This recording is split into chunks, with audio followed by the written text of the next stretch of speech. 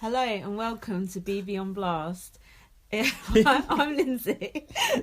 And I'm Gaz. Professional beginning there. If you can hear something in the background, it's my fucking annoying neighbours on their trampoline. I hope they all break their necks, especially the dad. He's the most annoying. Also, Dad get on the trampoline? Oh, he gets on the trampoline and he's like, right, do 100 jumps now. It's like, he takes all the fun out of Such trampoline. A major... Yeah, he takes all the fun out of it. We ought to do a freeze task on them. Yeah. Freeze. I hate him. Anyway, another disclaimer. This is a sober podcast. Coming live from the sick bay of the Odyssey. I've got an infected tooth. I'm surprised I can even speak. In fact, I might not be speaking very coherently. I'm basically deformed. I've got a big lumpy face like Quasimodo. So I'm having to stay indoors away from the human eye. So it's a bit like a Bo Selector character without the glasses. That's not nice. When I laugh, it hurts. I'm antibiotics that if I have a drink, I can't even have a drink for 2 days after I come off them. They're so strong. They're extreme. If I do, I have red wee-wee and something. Spots. Yeah. Breathlessness. We're not even sure if you should be drinking Red Bull, but we're giving it a go. I'm drinking Red Bull. I'm living on the edge. And I'm drinking orange juice with bits for the vitamin C because I'm suffering from bad cold. Oh, dearie me. But don't worry, this podcast, actually, it'll probably be better than normal because we're delirious anyway. Yeah, and we won't have memory loss halfway through like normal. Although, we might. Having said that. The other thing to note is at the moment, we've only watched the first 2 episodes. Ooh, we're keeping ourselves in suspense. Yeah, because we wanted to maintain the illusion that hopefully Micah are still intact. Yeah, and hopefully they are, and it's nice to have that bit of hope. Whereas if we pod after, then all that hope is gone. But the fact we've even got that bit of hope to cling to is quite insane. It's remarkable. We were told to hide, you were told by Arissa to hide in a very deep place, but we do manage to avoid these things unless I put them in front of you. It's quite easy. Just don't look at Twitter and don't look at jokers. Or if you're going to look at jokers, cover up that top half of the screen and the bottom half. It's like, oh my god.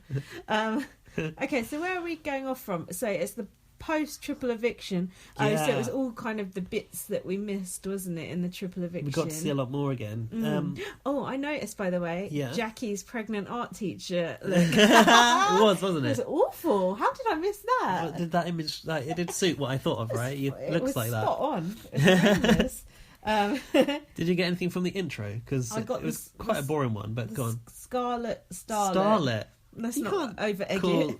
Call her a starlet, can you, really? Boring, red-headed bitch. But he said, the scarlet starlet headed out, but not before a blue goodbye. Did she, flick her finger at them? Did she? I think so. But it was kind of blurred, and on my stream it was hard to Jackie. see. The only other thing I got from the opening credits was Dylan has a mohawk in the opening credits, but he's now bald. Is it the stress of the house? I haven't noticed that he's got a mohawk. He had a mohawk, like a proper, looked like he had a thick head of hair. No. And now he's gone bald. What happened? It must be space. I don't gravity. know. Anti-gravity is going on. His hair's drifted off around the Odyssey. Okay, so what happened in the triple eviction that we didn't see? I felt like a lot of this we had already seen. Well, I think we had, actually. I'd written down a whole load of stuff that we'd already seen. But I think last week we were really confused about what the fuck was going on between Dre and Ica. Ah, yes. And actually, it did explain what had happened. We found out that the night before the triple eviction, Dylan had fed info about Dre to Ica, basically told Ica that Dre was plotting a very devious plan against her. Flip-flopping. And, flip-flopping. I swear to you, every day she's flip-flopped, he said. So that explained why Ica was... No. Yeah. I don't know. What did it explain? Why Ica was... Mad at Dre, yeah. But I still felt like it wasn't enough of that we saw. I would have liked to have seen a little bit more of that. It didn't... Yeah, because it was just like last night. Yeah. This happened. Someone said this. It looked interesting and I felt like I wanted to see more of it. But, there's only 42 minutes in this, so what can you do? Been edited badly. So then it came into the bit we'd already seen, which was when you take a shot at the baddest bitch in this house, you better make sure you hit. And Ica said, Dre, you cannot Ica Wong. I have the numbers, she said. Hold on. What the fuck's that? I've got Dre got up and said, I'm going to go clean my arse. What? No, she did not. She'd go for a Or poo. It did sound like she said that. Did she? I I haven't got that. I think that might have been overheard conversation, but I think that might have been misunderstood overheard conversation. And then... as soon as Jackie left, Dre went off at Dylan, didn't she? Yeah. During the commercial break. She said, you flip-flop just the same as Jackie. She was quite angry, wasn't she? I like seeing that angry Dre. Oh, I've got it. Hang on, I've got it. She didn't say she's going to clean my ass. She said, the queen, my ass, man. Oh. Like Ika's the queen of the house. My ass. I never took a shot at you. I get to do Dre again with a cold, really badly. Everyone's gonna talk. Go hide, Dylan, and you, Dimitris. In the HOH room, what happened? And Dylan says, you told me you were going to evict Ika. And then what did you do? And Dylan goes, I went straight to her. You're not trustworthy, Dylan. You know what you do. The same thing Jackie does. That's what you do. And Dylan's going, you're crazy. Wow, that's good. Why did Dylan go and grass on Dre like that, though? What was his game? Yeah, because he's not very astute, is he? He's not trustworthy, because I thought him and Dre were quite close. So why is he grassing to Ika? Yeah, I think that side of the house have always seemed quite close. Those kind of ones that didn't fit into the main group. Yeah, the offshoots. I suppose like in this stage of the game, he's trying to buy favour with Ika, who controls the house, right? Yeah, I guess so. Well, you'd rather not face Ika in the finale. You'd rather keep people like Dre there if you're Dylan, surely. Yeah. As if Dylan's going to have some sort of say in things at the end. Also, did you notice that Dre had done the slap in the kitchen worktop? I did notice that. The same thing Jackie does. Flip flop, flip flop. And I've got, you can kiss this ass, the one that twerks. Yeah, this ass. That was weird. The one that twerks. Was that when she was up on the balcony? She did that? Went up on the side of that sofa where... who goes to cry there? Probably Nikki. Kevin, probably. Oh, Kevin. And then I've got Kevin was haunted by the past triple eviction. Yeah, he was twitching, wasn't he? Yeah. He said he's never got over going home in the triple eviction in Series 3. And he's saying, I'm having flashbacks. And this haunted me for 2 years. Do you believe that shit? Or is that just storylining? I don't know. Well, he's got to get a storyline from somewhere, hasn't he? Yeah, especially now William's gone. Oh yeah, so then they cut to Ika making a business deal with Kevin. Someone said this season has to have a good end with Ika, Kevin or Dimitri's winning. That's a good point. I agree with that. Who said that? Don't At this point? My notice a bit of shit here. I was quite impressed you had that whole speech written down. It was good. I got even more than that, Oh, to be good. quite honest with you. But Carry on. Nah, we're all right. You take the lead because I've got... Mine's sketchy. No, because I had written down quite a lot of it, and then I've just written lots of shouting. And that's when Dre started to say you could kiss this ass that twerks. So no, I think you've covered it all. I don't remember this bit about saying that's a deserving winner, but I've got the HOH. Kevin said, I'm not okay with going on the block, even though I said I am. This is more of the flashback thing. And then Dimitri is saying, I want to take a shot at Kevin. Basically, Oh yeah, hang on. This flashback was huge, wasn't it? Because they also went over the fake news HOH, which we dissected last week as well. Go on, sorry. I put Kevin is very camp in the diary room today. Oh, when isn't he? Queen that he is. Very... that was good. He seemed more camp than normal. Perhaps he's taking up the mantle because William's gone now. And then bloody hell, where are we in the point of all this recapping? Because I'm a bit lost in it all. Then I've got Kevin pointing at Dimitri's and going, you messed up. Oh yeah, that's the end of that recap. I've put sit down, dickhead. I've got Dimitri's in the diary room saying Kevin is a huge player in this game. Yeah. He's great at comms. I got to take a shot at Kevin right now. Oh, okay, this is when they betrayed the business deal. Yeah, Kevin and Dimitri are basically just trying to get each other out because they're both the comp beasts, aren't they? Jackie's trying to keep them both in so they eat each other alive. Not Jackie. Karen. Rest Jackie. in peace. Fucking hell. Kevin and Karen went into the storeroom. Oh, yeah. Yeah, that's who was saying a worthy winner, wasn't it? What's the point of me? I know it's when he wouldn't vote for William. God, we're all over the place, aren't we now? Yeah. And when Kevin has said, "What's the point of me casting my one vote for William?" And We I've know put, you don't care, Kevin. Shut a little up. bit of loyalty, Yeah, perhaps. shut up.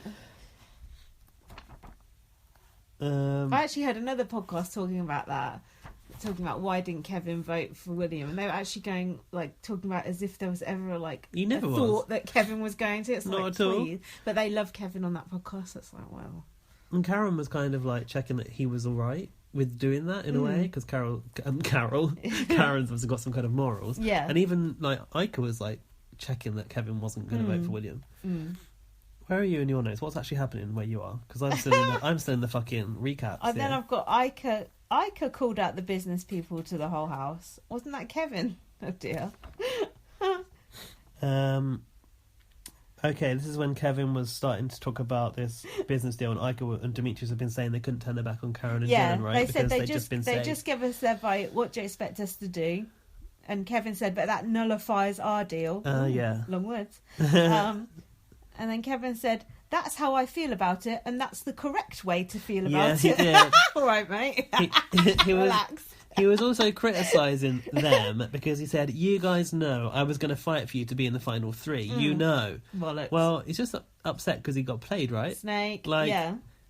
That's Ica and Demetrius playing a good game. Yeah. Why is he being so mad at them? Of course. For kind of ridiculous. having duped him, because that's what you're supposed to do. Exactly. And also, imagine if you're having an argument with someone and they said, well, that's how I feel about it, and that's the correct way to feel about it. To be fair, if that is the way you feel about it, then whatever, that is that is your correct way. You're allowed to have your feelings, but it was a bit odd to say that. I know, it was really odd. Kevin, you're a weirdo. And that's when Ica said the trust here with Karen and Dylan was a bit stronger than here to Kevin. Yeah, she doesn't trust you because you're a snake. And he said, that's all that I wanted you to admit. Mm-hmm. I just wish you guys had told me, because I was going to fight for you guys to be in the end. That's not how the game works, Kevin. You don't tell people that they're not really with you because they want you to fight for them to be in the end, you fucking pleb. Sit down, queen. We'll come to that later. Not in a good way. Not a queen. Just queen. Okay, is it okay to call someone a queen and then tell them to stick a veto out their ass? I was going to discuss that with you. Let's wait, because I did think that was a bit borderline, even though we're saying it now. So then it was the HOH comp again. Oh, this drunk speeches. And when they heard the title, drunk speeches, all their eyes popped out of their head. They were like, "Fuck, what we're going to hear? What we said when we were drunk." Yeah. And so I was like, "Yeah, they're going to show some drunk talk, and we're going to stir it up." But it was just slowed down speeches from the past. Canada does this quite a lot, don't they? Do a task that you think is going to be one thing, and then it's another, and it's not quite as good. Yeah, like the fake news one. There's a pattern here, 2 weeks in a row. I didn't mind the slowed down speeches, though. I thought it was okay. No? I thought it was really boring. Oh, okay. But Kevin was actually he actually did deserve to win for the fact that he'd studied hard on that. No, but the fact that he got it right, that Dallas just stood up and said a speech when it wasn't. And he knew it was day 10 or whatever. Yeah, and Dallas wasn't even. He wasn't nominated. Even meant to be making the speech. He was just making a speech just to be a douche. No, give Kevin his due. He had been swatting all season for that very eventuality, which, when I think about people having done that, I could never, ever consider doing that if I was in that game. I would not think of it. I couldn't. But that raised a question for me, though. Do you think that they have, a clock inside the house which tells them what day it is? No. So they have to work count it it from the day they went in? Yeah, and I've seen them doing it before on BBUS, them counting down the days. I suppose when it comes to, stuff like speeches for vetoes or evictions, that you could calculate it based on when they fall during every 7 days or every pattern. Whatever days, right? Set pattern. Yeah. Backwards sweep would fuck you up in that case, though, wouldn't it? It's backwards sweep, bitches. I was surprised that people struggle to get Nedda's drunken speech right, as Nedda's constantly drunk. So that's why it was doubly drunk. Yeah, that's just her normal voice. I think Karen couldn't identify her voice, right? Yeah, I know. It's hold on, that's just Nedda's normal voice. Mm-hmm. Then Kevin just had the little one-man celebration to himself for winning the HOH because no one likes him. He keeps monologuing in the story. I know. God, stop talking to yourself. No one hugged him because no one likes him. And then Karen was like, worst outcome. Yeah, worst possible outcome. Ica was like, worst absolute outcome we could have had. Mm-hmm. And Ica said, oh, maybe we shouldn't have put him up. And Dimitri said it wouldn't have mattered. And it's true, it wouldn't have mattered. Kevin was coming after them no matter what. old Billy No Mate is chatting away to himself. Oh yeah, this time it's in the bathroom. It's not the bathroom, it's the storeroom. If it's not the storeroom, it's the bathroom. Yeah, wherever other people aren't. And then he's like, oh, I treat the other housemates as chess pieces, blah, blah, blah, blah, blah. And it's like, that's why no one's friends with you, because you don't treat people like friends. You just treat them like pawns. You know what? I don't know what it is about Kevin, but like, I dislike him so much that I literally never write down anything that he says, but I know that you've always got it, so it's okay. It's true, he doesn't say anything funny or interesting. But people seem to think that he's like a potentially deserving winner, and I just think that his game is not very nice. His game, well, not even that. True, it's not. But it's not been mean, very good. But it's like the way he gets really close to people when he's not fully engaged in that feeling. I don't think that's right, morally. Yeah, he's duplicitous. Yeah. Yeah, no, I agree. So then... it's not a showman's, all right. Yeah, it is Kevin. So then Karen wasn't too keen to see Kevin's HOH room. Oh yeah, hang on. Overheard conversation. A little bit of overheard conversation, but not quite. Dylan goes, yeah, I'm just having my bag packed at all times now. And then Karen said, I packed mine this morning. And then Ika had a little giggle. And then Karen goes, he's going to come out of there, and say, who wants to see my HOH room? And then Ika went, I don't want to see it. And enter Kevin looking sheepish. But he actually said, does anyone want to see my HOH room? Which isn't like no, mate. the actual line. And Ika goes, are you joking? And he's like, no, serious. Oh. And then Karen said, you just moved out of there. It wasn't, because of the double, he'd just been in there, hadn't he? The triple, Yeah, he just got that soft pig, didn't he? Yeah, he got the pig again. Oh, he loves his dresser from the brick. There was a dresser from the brick. But he seemed a bit unenthusiastic about it, I thought. He didn't seem like he really liked it that much to me. If I was the brick, I'll be on the phone. Next time, get them to be more enthusiastic. I like it when it's the dresser, because that's like the iconic furniture item for Big Brother Canada. Yeah, I guess so. Just a chest of drawers, though, isn't it? Right? Now, if you're in the Big Brother house, would you like to get a message from your ex-girlfriend stroke boyfriend? Isn't that a bit odd to get a message from your ex in the Big Brother house? But you met in the Big Brother house as well. Yeah. Is that just to give PD airtime? I think so. I think it's just... Oh, PD came... everyone was talking about it on Twitter. PD came back on the screen. They weren't, were they? Exactly. Don't you think that's a bit weird to get a message from your ex? If it was your ex from the real world, you'd be like, what the fuck? But because it's the Big Brother world, I suppose you're like, oh, it's part of the show. I thought he seemed a bit sweet on her still, did you? He seemed a bit like... What did she call him? Dewy-eyed about him. She called him like baby or something. And did she? She called me baby. I wonder what their sex What did life he say? Like. Probably not very eventful, given what we know about Kevin. Yeah. He said in the diary room, I met PD in season 3 and I absolutely fell head over heels for her. And then in that game, which I thought was interesting to add on the end of there. Not I fell absolutely head over heels for her. Head over heels for her. It was in that game. I wonder what he'd say about William if he ever went back and did it again and William sent him a message. But they did seem to have a genuine relationship and they did go out and live together after the show.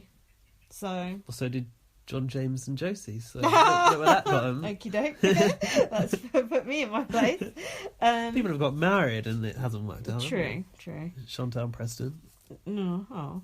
So then Ika was worrying about going on the block, rightly so. And she was boo-wooing, basically going, I couldn't pull out the wins when we needed them. Let Dimitri down. Well, it's true, isn't it? She was talking to Dylan. She said, do you think I ruined his game to Dylan? Dylan was like, meh. She didn't, though. No, they haven't, but she can't win any competitions. It is quite... No, she can't. No. But she did also say she was kind of refusing to go to Kevin and crawl to him, wasn't she? Out of pride, which I quite like. I don't... Well, they're the only options to go out this week, aren't they? So what's the point? Yeah. They're like the only options from here on out, aren't they? Exactly. It's just whoever wins from now on, basically. And it's a shame. If only Ika could just win 1 week. She's fucking crap. She can't. Useless. No wonder she's crying. Karen, please go to the diary room. Ooh, everyone's like, ooh. Hold on. Was Karen feeling paranoid? Dimitri said, just add to the paranoia. Paranoia? That's a good one. That's good. Well, that's the first time we've heard it in the show. Probably live feeders know about it. Oh, yeah. I forgot. How could you forget? hey Karen. No, that's not it. Hey Karen. I can't do Marsha anymore. You used to be able to. I can only do Hey Peter. When it was Hey Peter, I can only do that. So what's going on with Marsha? I've been waiting for Marsha to come back all season. Yeah. And do you know what? What? I was spoilerised by the fucking What? title of the stream of the episode that I what watched. was it? They put Marsha the Moose in the title. Did they? That's a surprise. Why would you do that to me? I mean, thank you, Surprise! thank you for uploading the episodes that I watch and stuff. But like, don't put what happens in the title. Spoilers are everywhere. You've got to be very, very careful. Because if I hadn't have Yeah. known, did you watch it not knowing she was going to be there? Of course, I never know anything that's going on. I'd have probably jumped out of my skin like Karen did when she hit that corridor and Marsha said hello to her. She was like, ugh. Marsha. I honestly didn't think we were going to see Marsha, so that was nice. Me neither. But what is going on with Marsha's attire? Well, I today tweeted a series of pictures of Marsha through the ages. Yeah, something's She's gone been wrong. working on her look since... She's been in 4 seasons, I think. I think she wasn't in season 3. I think she was, but just did it for in a task or on a video or something. It was that stupid Yeah, video. Road Rage or some fucking thing, I don't It's know. all over the front page. Yeah, she was in a video, wasn't she? But like, she started off Just normal. no embellishments apart from Normal like some mix. eye makeup. The iconic Marsha. Yeah, the white one. Yeah. And then she like added like a little fascinator. Like a David Bowie type Marsha, wasn't it? It's the life on Marsha. And then she came back to do Nikki's wedding to yeah, Joel, that was remember? it, yeah. And in that one, she had enhanced antlers. They were much bigger. Oh, gee. But do you know what I've realised? Should Only male mooses. Meese. My meese. Only male mooses have got antlers, so Marsha is a girly boy. Well, we knew that anyway. Just look at the way she talks. I Hey, always thought it was like Peter. a gay guy anyway doing the voice. Yeah. Well, it is. Yeah. And he's called Trevor Boris, I think his name is. And I think he's one of the like task producers on BB Can. And he's amazing. And he's also the guy who led the tour group in Ignore the Obvious. No, in the Freeze Task this week. Good. We'll Yeah. come to that. That was good. So good. But do you remember Marge, the evil moose? I was going to talk to you about that. Was it black? Racist. No, I think that's how they differentiated it. Like, Well, it was of course, black and she was white. It's like Darth Vader, isn't it? It's always black. Yeah, the dark side. Very dubious. I don't know. Maybe. I think she was. And was it in the garden, wasn't it, or something? Yeah, like in it that was hot tub outside of the area. garden. I only remember that because I read an old blog that I wrote about Big Brother Calendar 1, and it had mentioned that in it. What was it called again? Marge. Marge. I thought it was a boy. They both seem like Oh, they're both boys, the girly boys. Yeah. But no, yeah, hang on. Before that, we're coming on to her new look. Her antlers, she'd had antlers? They are antlers, aren't Yeah. they? She'd had like an antler reduction. She'd gone back to the original size antlers this series. It's like when Katie Price had a boob job and then had them taken out because she'd gone too far, maybe. And she's also turned green. Did you notice that? She just looked weird. She like had a ski mask on. It's a space helmet, isn't it? Oh, was it? Yeah. I just thought, what's going on? It's like Marsha's like in the witness protection program sort of thing. Where have you been all season, girl? Said Like, Karen. where have you been, Marsha? What are you been up to, weirdo? Down the clinic.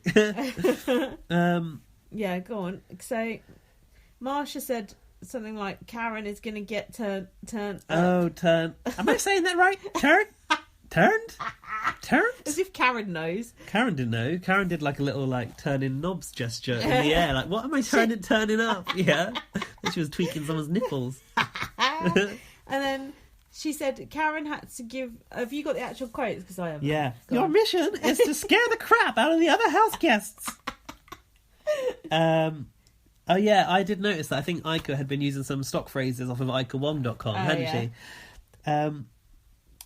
Did you watch Ica? No. Did you watch Ica do the letters? Well, now it's your chance to get turned up. Am I saying that right? Turned up.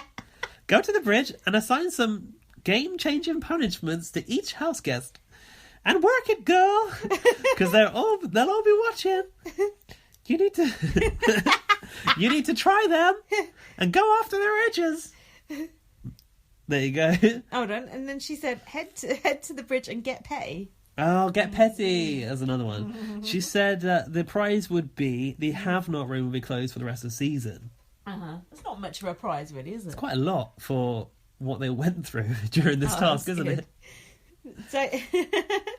Don't you think? Hold on, what's this?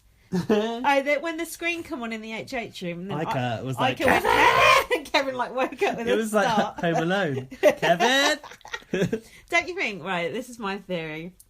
Basically, these punishments that they come up with, these are actual. So good. These are actual ideas that Ted wanted to do. That would ruin all of their games. And I reckon they were sat around like a table having a meeting, going like, "Let's do these," and people were like, "Nah, we can't do that." Didn't you just wish they were real though? Yeah, kind of. I really wish they were real. So for those who don't watch, who listen to this, no one.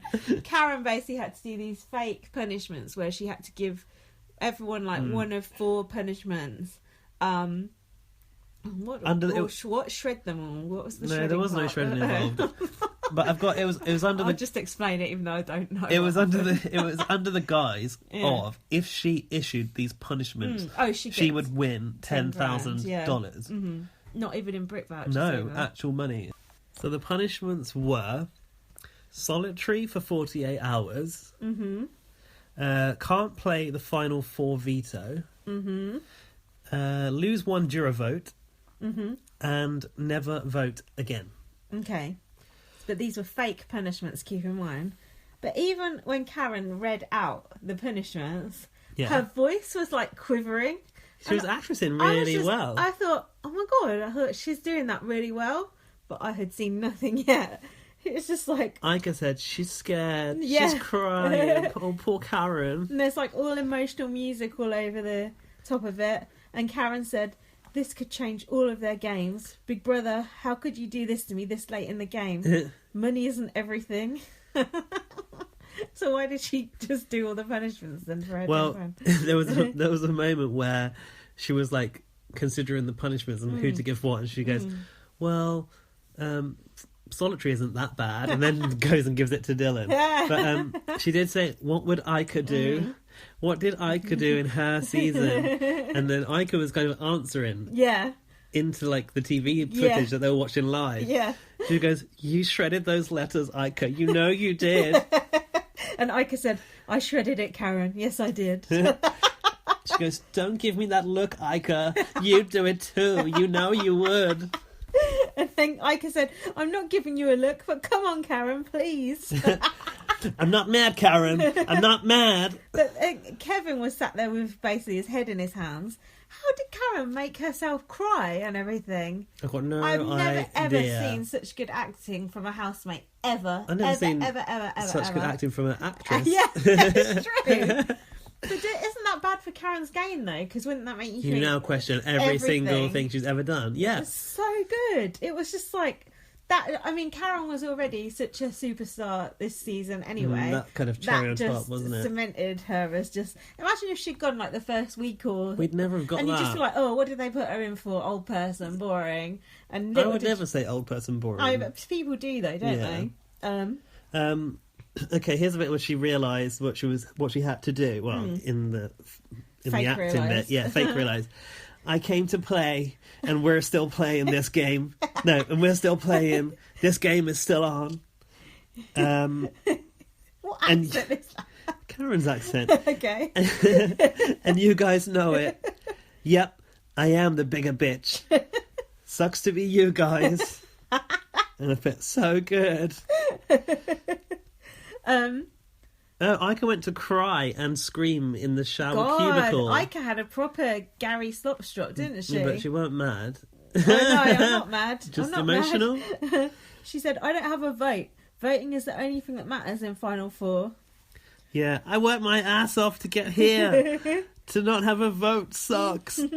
I'm not mad. I was absolutely in awe of Karen during that task. It was just like... It was incredible, wasn't it? I couldn't believe it. It was so entertaining. And when Big Brother gave her that task, they mustn't have known that she could do it that well. Yeah. Because that was like, no one could know that she could fake cry like that. How do you do that?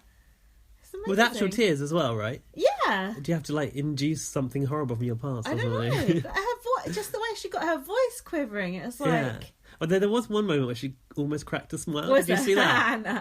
And then she sort of turned it into crying. It was brilliantly done. Just expertly just played out. sublime, Karen. 5 stars. And the Academy Award goes to... I'll tell you what, if Karen doesn't get a BB Can Award for that... Yeah, good point. It's an injustice. Good point. So then Marsha called her back to the corridor. Oh, yeah. She's like, did you go for her edges? And Karen said, honestly, I think I ripped her heart out. That's so good. And then Marsha said, but isn't there a bit of you that thinks that was fun? That was good. She did have a smile on her face, like she like grinning like a Cheshire cat, like, yeah, it was fun. She said when they find out, she was going to enjoy it, right? Yeah. And then Marsha went, well. Marsha did it. Yeah, she went, well. Yes, that was it for Marsha, wasn't it? Yeah. Bye, Marsha. She'll be back, won't she? I hope so, but you don't know. Also, how did they get away with putting Marsha up in that corridor and like, they were all in the HOH, weren't they? Yeah, they were all sat round somewhere, weren't they? Oh, were they all in So no one HOH, else would have seen that corridor open, because you'd be like, what the hell's that? Well, it's like when William had the old Robot of Doom come out. The wallpaper destroyer. You seen that gif of that wallpaper? Yeah, I saw it. Yeah. It was good, yeah. So then Karen went back into the house and said, "You've all been played. The room is closed." Yeah, she revealed that was a fake mission. Ica was crying. Yeah, but Ica cries. Dimitri's, I don't know how I feel about you right now. Yeah. And Ica said, "Big Brother is the pettiest of them all. You tried me." Say another one of your stock phrases, Ica. And then that was it for that bit, I think. Yeah, then we had Dimica in the bathroom analysing Kevin's endgame. Yeah. So Ica goes, Kevin might leave me in because I can't win anything. And then Ica said to Dimitri's, make sure you take Karen to final 2 every single time, which is a fair comment. And then Dimitri says, somehow we're still here after last week, but we're in an even tighter hole. But they did it last week, so they got out of that hole. And they may have got out of it again tonight. We don't know. We don't know. Time would tell. 2 days later and we still don't know. That's how we roll. So then there was this third bed hex thing. Oh yeah, hang on a minute. Just when they were discussing who should be in final 4, Dimitri was like running the options via Ica, and then he was like, it's me, Dylan, Karen, or Kevin. No, first it's me, you, Karen, and Kevin, or me, Dylan, Karen, and Kevin. And she's like, you, Dylan, and Karen sound scarier because I can't win anything. You did say she said you can't win anything. But it's funny how she went, you, Dylan, and Karen sound scarier to Kevin. Yeah, because she's inept at winning comps, basically. Karen being scary is a scary thought. Scarier than Ica. That's weird. Karen has won one and Ica hasn't, so... Oh, that off the wall thing? No, with Cindy. With Cindy, yeah. Do you know Neda went to hospital after that one? I might have said this before on the podcast. She had to go to hospital, apparently. Oh, get an IV drip full of wine. Must have been. So the hexed bed. Go on. Just if you sleep in that bed, you go out. Yeah, but what do they call it? The third bed revenge. Yeah, that makes no sense whatsoever, does it? And I think someone laid on it. Laid on it. What happened was Ica popped down on the bed, is what Karen had said. Down on it. She popped down on it, and then they were like, "Don't sit on the bed," and Ica was screaming like, "Ah!" Karen said, "We were so shocked. We said you have to get those clothes off and get in the shower immediately." And Ica actually did have a shower just from sitting on that bed for a brief second. Nothing better to do in that house. It's entertainment, isn't it? At least she's making good TV. Yeah. And then Kevin got on the bed and Karen said, "Kevin, that bed is going to suck you in, fingers crossed." She didn't say that to his face, did she? She say it in the diary. I did say that Karen crosses fingers, the curse takes hold of him, and I don't know if that really did happen or not. Diary room, probably. And then I've got Kevin was strategizing with Dylan. You've probably not written any of this down. No, I have, in the HOH with cushions. Yeah, pillow strategizing. Yeah, it was, wasn't it? Did you notice those toy donuts? No. They had some toy donuts in the HOH room, like little soft donuts. Oh, that sounds nice. In that basket. I don't know what they were all about. Perhaps Kevy Webby's mum sent them in. He's very special, Mm-hmm. Kevin. Basically, I thought at this point that Dylan didn't seem to understand how the game works at all. No, Did you? I don't think he's watched it before, do you? Maybe not. Because it does get complicated towards the end. Yeah, because the final four veto and all that is quite mind-boggling. Kevin was I mean, I struggle. We know that. Kevin was basically explaining that the person that wins the final veto decides who goes to the final. Yeah, so if you're HOH, you're only safe for the week, but you don't have any other power really. So, unless you win the veto as well. Yeah. Whoever wins veto decides who goes, basically. Who goes? Veto decides. And then Kevin said to Dylan, "I swear I will take you to final 2 over Karen." Yeah. Bollocks. I don't believe Bollocks. Everyone will take Karen. Mm-hmm. And hopefully Karen will win. What, Karen before Jamaica? Well, no. Oh, yeah, and then Karen was listening outside the door. Oh, yeah, I can hear Kevin and Dylan in there. What's she say? Running scenarios. Nice. But like I said, I know what he's doing. Dylan is playing him. So Dylan's playing Kevin. Is he? Dylan can't even play pool, let alone play Kevin. He did do it in slow motion quite well. Yeah. I've written all talk is meaningless at this point. Wow. It's beyond loyalty. Kevin chatting shit like he's a strategic mastermind. We know he's not. It's true, Kevin always gets that mastermind edit, like his DRs, like he's running the whole house. I don't think he knows shit. No, he doesn't knows nothing. So then Kevin was shortlisting. Oh, yeah. Can you shortlist 4 people when there's only 5 people in the fucking house? It's ridiculous. It occurred to me, but yeah. So, Dimitri, he said, this guy is an absolute force. Obviously, because he's a comp beast. Ica, I really respect her game. He had to say about Ica. Karen has got a free ride. And Dylan is just said is super likeable. That was about it he said about Dylan. Well, let's not go overboard. Dylan is the only one who actually looks better in his photo on the shortlisting wall. Ica looks fucking ugly as fucking has. Dimitri's looks like a spud head. Dylan actually looks more attractive in his photo than he does in real look life. out for that. Which wouldn't be difficult to be honest. He did look good in that one photo that appeared in the HOH, remember? Yeah. Tricked me. Airbrushed. Kevin said the people going up should be terrified. Unless you take one of them off the block. Weird. Idiot. Yeah, I've written... it's the nom ceremony now. Yeah.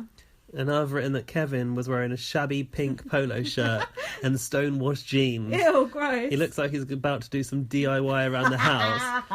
I think that you'd dress up more for your nomination ceremony, wouldn't you? I would. Me too. So then Kevin was still bitching about their final 3 that they had. Get over it, Kevin. Broken record. He goes... Broken promises? Yeah, Lord, yeah, that was mentioned a few times. That's a good drinking game. And then Kevin goes, "Oh, it's just a business decision." I'm not even drunk. I'm so 100% sober. I still can't speak. Ica said, "Promises my arse. Every one of us has broken promises in this house, so just say that you're scared." And Kevin's reply to that was, "This nomination ceremony is complete." No, not this time. Do you have any more on that? No. I liked Ica's red and white hot pants that she was wearing. Did you not notice They're them? like little frilly French knickers. I'm not sure about those. I like those. I thought she looked good. Where are they getting these new clothes from that they've not worn all season? I like that though. It's interesting. Maybe Kevy got them in his HOH basket. From his mummy. Yeah. From Peely. So that was it for that episode. I mean, at this point in the game, I'm not too upset to see Ica and Dimitri on the block because it's like... It does build the tension at least. Like, it has us on the edge of the seat. And we've had them this far, so I think... That's true. If they do get split up now, we're only going to have to be a week. It's only a week. With them apart. It's fine. But it'll be Dimitri that goes. Obviously, I like Dimitri a lot. For various reasons. Well, I like both of them. I don't want either of them to go.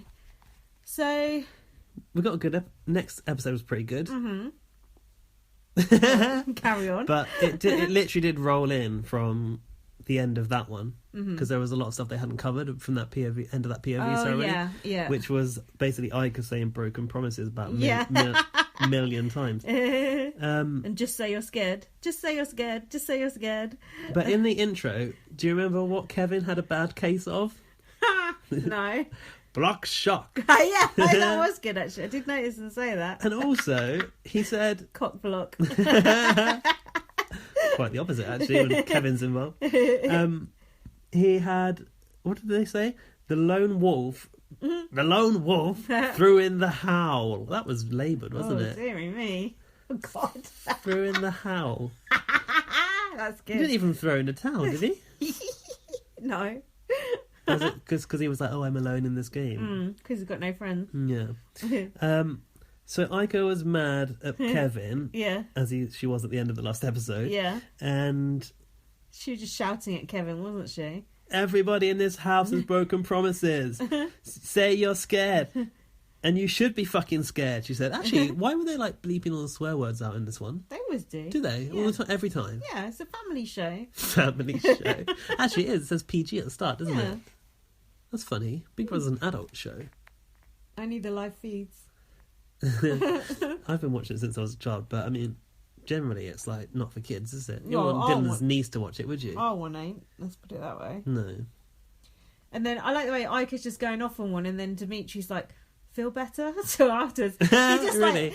like lets her go off on one. It's and like then have a just, Snickers. Yeah, and he's just like stood in the kitchen, like just cooking and just like bacon or something.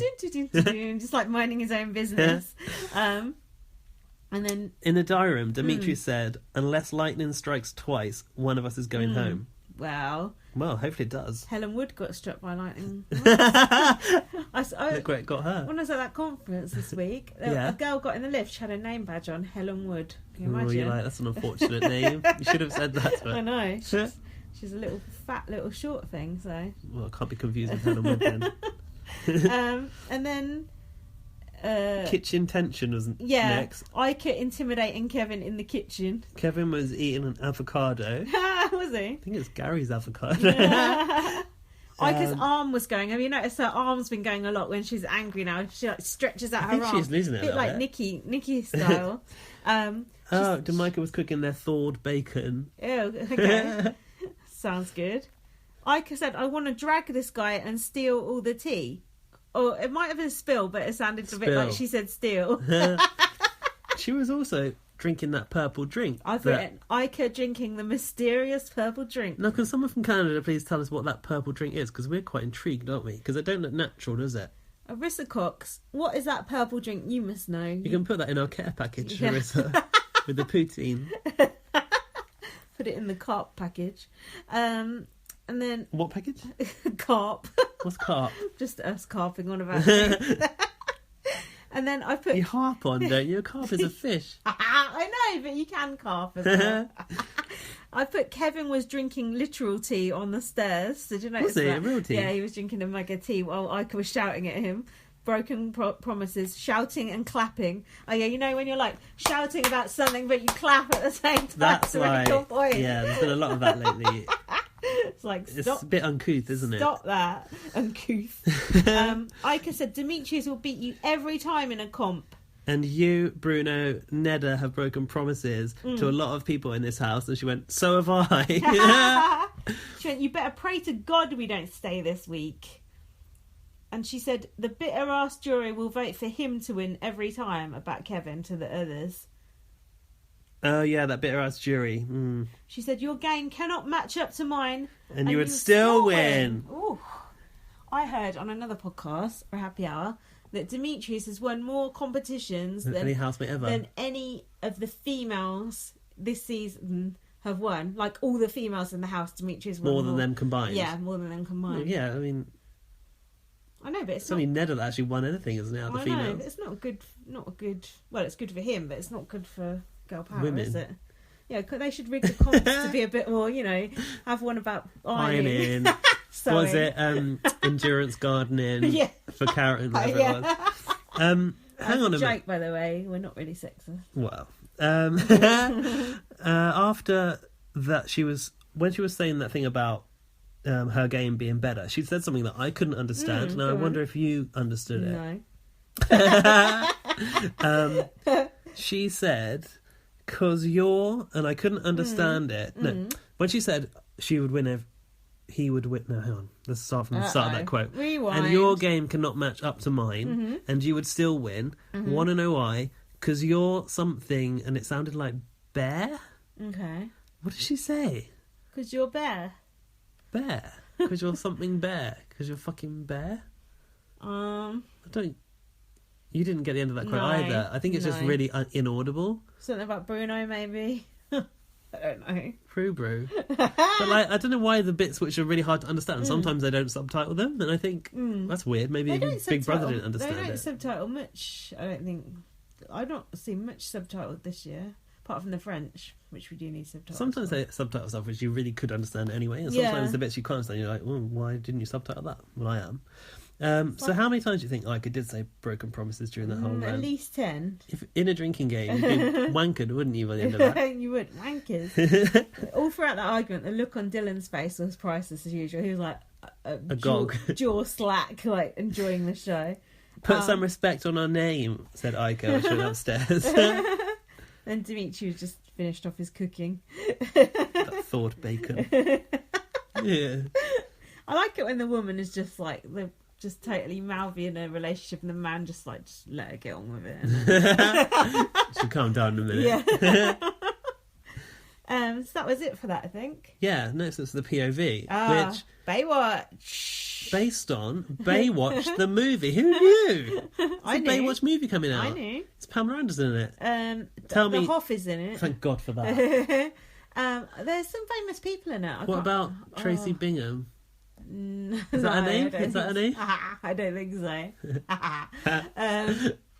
I can't remember who's in it, but yeah, I knew that was happening. What about the one who's had a court case? I feel like that. Oh, Jeremy. He's always getting a mention on the pod. Sorry, how can you make a movie out of Baywatch? Uh, Baywatch was a soap, wasn't it? Yeah. About people getting into trouble on a beach. Yeah. Getting into trouble on a beach. It was more about like the interrelationship between the, what are they called? Lifeguards? Yeah. Coast guards? No. Yeah.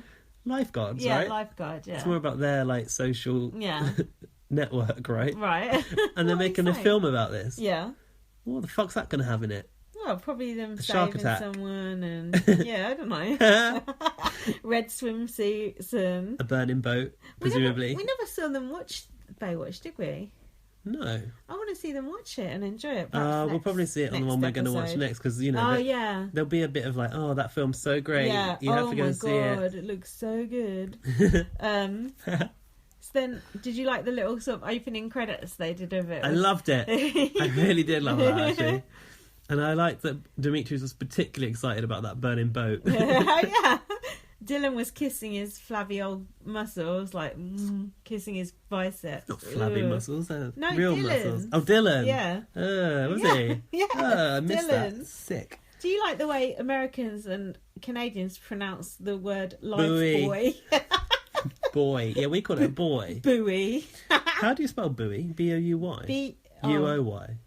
B-O-U-E-Y, maybe. I don't know. If I wrote it down, I could get it right. Buoy. Yeah, it is spelt like they pronounce it, but that's not how you pronounce it. But no one thought to tell them. I thought it was spelled B-U-O-Y. Oh, yeah, it could be, yeah. Boy. Yeah, it could be. We call it a boy, though. Yeah, that's funny, isn't it? Because that's what it's called. They just say it wrong. It's embarrassing. Lost in translation. I know, but it's like they started doing it and then no one corrected them. It's too late now. It's like Z and Z. Yeah, they think that's normal and it's not. Ica was like being the host as well as the player in this. Was she? Yeah, and she read out the instructions, and do you know how she described this POV? No. A lifeguard training course. Okay, fair enough. Sounds legit. So the task was you had to look through some binoculars, untie some knots on the buoy, rescue a drowning dummy, and do a puzzle. Yeah, but to rescue that dummy, you got to go over that wall made out of crates first. And let water out of it. Quite a lot of things to do there, isn't it? It's quite hard. It's better than that ABC seesaw thing. I don't know why you're so offended Doctor's by waiting that. room toys. I didn't like that one. I know, I don't know why.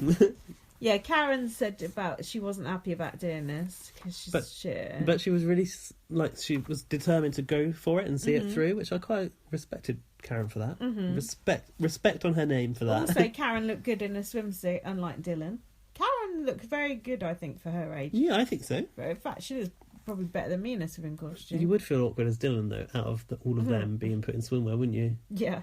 He doesn't seem to mind, though. He doesn't seem embarrassed about the state That's of true. himself. He goes into the diary room topless. I know. You wouldn't if you look like that, would Ew. you? Dimitri said, I'm like a rabies-infested dog digging for a bone. Oh, that was at the bit where they had to dig out the puzzle pieces, was it? Yeah, I've not got much on this. Have you got any other good bits? Well, did you mention that the winner got the advanced screening of Baywatch? And they got to choose who to watch it with? Or was that just a given? Inadvertently, I mentioned it. I noted that Kevin and Dimitri were being quite rough and chucking those dummies on their heads, and that I wouldn't want to be pulled out of the ocean by either of them, apart from maybe Dimitri's. Yeah. Dylan's butt crack was on show, which is disgusting. Gross. Ugh.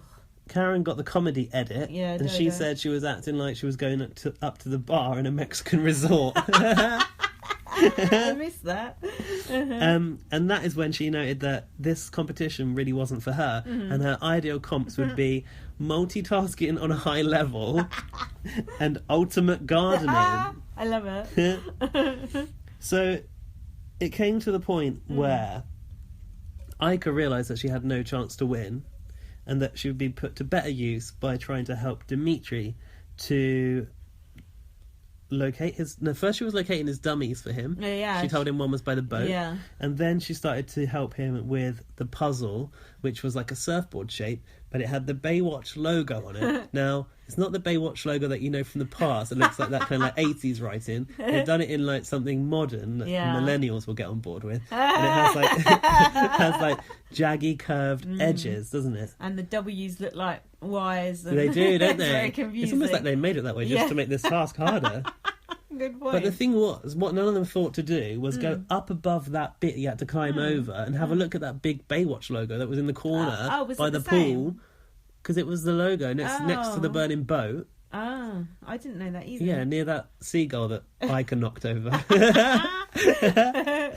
They had it there, so you could have gone and looked over that for reference. Or Ica could have got her binoculars and stood on that crate and had a little look and gone, Dimitri, you got it wrong, turn that bit around. I liked it when Ica was helping him. Reminded me of when Rachel and Brendan used to help each other during tasks in BBUS. Do you know who they are? No. Oh, Jesus.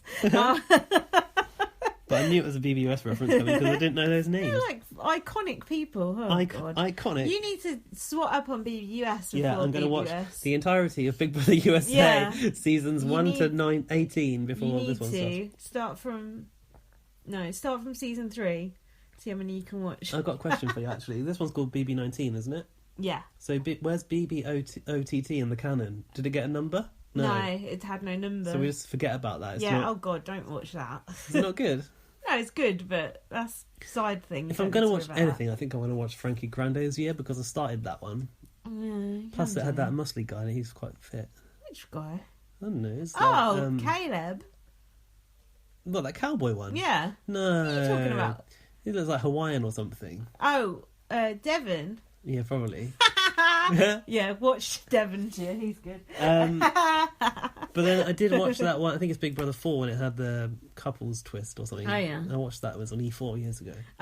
That's how I first started watching BBUS when it was on E4. Yeah. And I got into it then. They never showed any more of it though, did they? It was so good. That's how I got into it. There's some twins in that one. Were there twins in that one? Yeah, they were just pretending to not be twins. Yeah, they were pretending to be one person. Yeah. Why did they show that just one time and then they didn't anymore? I don't really know. I loved it because I remember like my actual friends were watching it then. Really? Yeah, because we lived together. So Mine were like, what are we watching that for? Yeah, no, because we lived together, so we'd watch it, and then I started watching it after that. Like, started getting it online. Yeah, I'm glad you remember that because sometimes I feel like that didn't happen. Yeah. Yeah, it did happen. And like when Cameron went to Africa, they showed episodes of Big Brother Africa on E4 as well. Yeah, I do remember. Yeah. God, those are the days, man. Oh, E4 was good. That was good. So then Dimitri was really struggling with his puzzle, wasn't he? He was. They kept check, and I know. it kept being wrong. It was that fucking W, wasn't it? It was hard though, wasn't it? It was hard. Yeah. But like I said, they could have just gone and looked at that logo and it would have been all sorted. Wow, hindsight's a But wonderful thing. you would have thought that Jamaica, having two of them on the case, could have fucking beat Kevin. Says it all, doesn't it?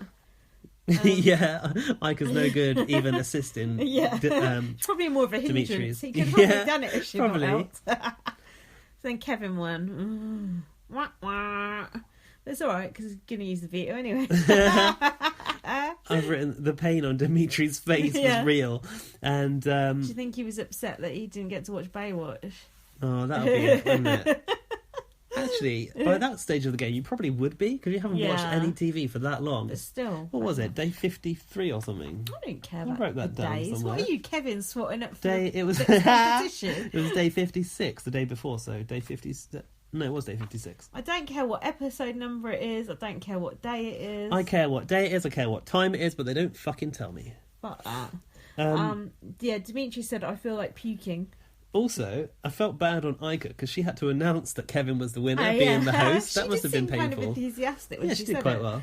And then Ica said to Dimitri, which one of us has the better shot of winning if we stay? Like, she's already trying to strategically decide. And then Dimitri's just like, let them decide. Yeah, I thought that would be it. awful if they turned on each other, but they never did they? I'm still hoping that Dimitri's does cut Ica. I think Dimitri's needs it. Yeah, if it's further down, yeah, I say so. I wrote Dimitri's looks fucking hot today. Throughout the entirety of that task. Okay. No? Yeah, I think he always looks nice. Oh, yeah, me too. So Kevin then had another storeroom monologue. Talking to himself again. What have you got from that? It's like a funeral in this house every time I win something. And he said, I love it. Trying to sort of play the devilish character. Deary me. And then he said, Kevin Martin is going to put himself in a position to win this game. Talking about himself in the third person and using his full name, but not Kevin Robert Martin, I noticed. But I've noticed that Dylan's also started calling him Kevin Martin as well. He's catching on, isn't it? And then Kevin said he's going to mess with them a bit. And I thought, yeah, like hell you are. But then... Got Marsha for that. Yeah. Sit down, Kevin, you queen. So then Ica was crying on the bed. And Karen said to Ica... Oh, God, this had this little sob story edit, wasn't it? Go on. Karen said to Ica, sometimes evil will win. Like something out of Star Wars. Ica cries about walking into jury and the satisfaction they would have. They would, though. But she did say, but not in the end, Karen said, that evil wouldn't win in the end. I think they were both actresses in that scene. I thought probably wasn't real, that. I'm not sure. Talking about actressing, I was listening to her happy hour. I'm always dishing the dirt on them.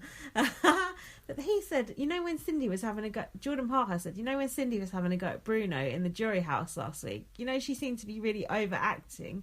When Neda was like, calm down. Yeah. Have a glass of Deception Grave and cool it. Yeah. And Jordan said, oh, that's obviously fake. Because he said, in my year, when Cindy came into jury house, he's like, basically, they forced me to like have a go at her. Oh, really? And I thought, you shouldn't say that shit. You're like ruining the magic to say that stuff, aren't you? I thought, keep your mouth shut, Jordan Parker. Scripted reality in the jury house. We don't want to know about that. No. Keep your little mouth shut, bitch, just because you're quitting your podcast. We'd rather be ignorant and pretend that it's all real. We know it's fake, but we don't want to know, so shut up. But I thought that was fake. No more hair. But I thought that was interesting, though. Yeah, so all that shit is fake. Well, no shit. Next we had another task. This is a task-tastic episode. It was good, actually. The BB Can Odyssey's time regulator has been glitching.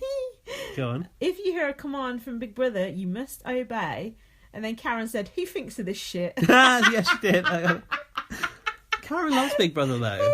She should be loving this shit. Karen just says what we're thinking. And I've written freeze task, love. Like, freeze tasks are my favourite. So who thinks this shit? Big Brother Australia, Big Brother UK. Well, I actually would be inclined to say that we thought of it first. I think we did. First? Okay. Because we did it way back. But, like, actually, this task is evolving over the years. It's gone from, like...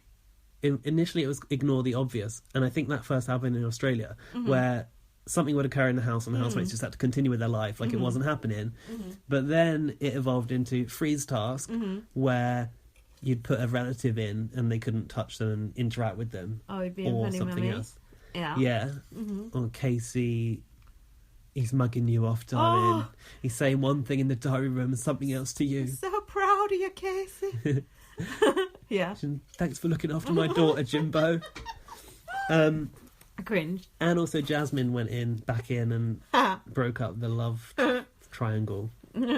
She was part of the love triangle. Yeah. Yeah, but when did so they did it in Australia first, and then I think in Australia first Okay. they did Ignore the Obvious, so it was like a brass band going through the garden, and I think then we did it in Big Brother 11 because Marcus went in and narrated and said, "Oh yeah, that John was good." James is eating his Jaffa cakes. John James, is that how old it was? Yeah, that Fucking one, hell, Channel that's 4 times. old. Because Jesus. actually, I was looking at a few clips of this because that's what I do the other day, and in our Big Brother 11, which was the last Channel 4 series, Davina went into the house to like talk to announce the eviction numbers. Oh yeah. And she was like sitting on the laps of all the housemates that were yeah, I do nominated remember while that, she did it, but they were all Yeah. having to just ignore it and pretend that it wasn't I happening. do remember that, weirdly enough. She licked John Yeah. James's face as well. Well, we wouldn't. Crabby. So yeah, I knew this task was going to be entertaining, and it was good. Ica said, "Big Brother is so petty." So Big Brother could rewind, fast forward, pause, or play, and also send them into slow motion. Could you please stop time? Karen was washing up on fast forward. Well, that's good because you don't want to like drag out the washing up, do you? And then the next thing was what they all paused, and then the tour guide come in. You heard it pause and you heard the airlock go off. Yeah. And they're all like, oh shit, what's going to happen? Yeah, and then that tour group came in, and How did they get into space? they had no space suits on either. Not like Marsha, who was dressed for the occasion.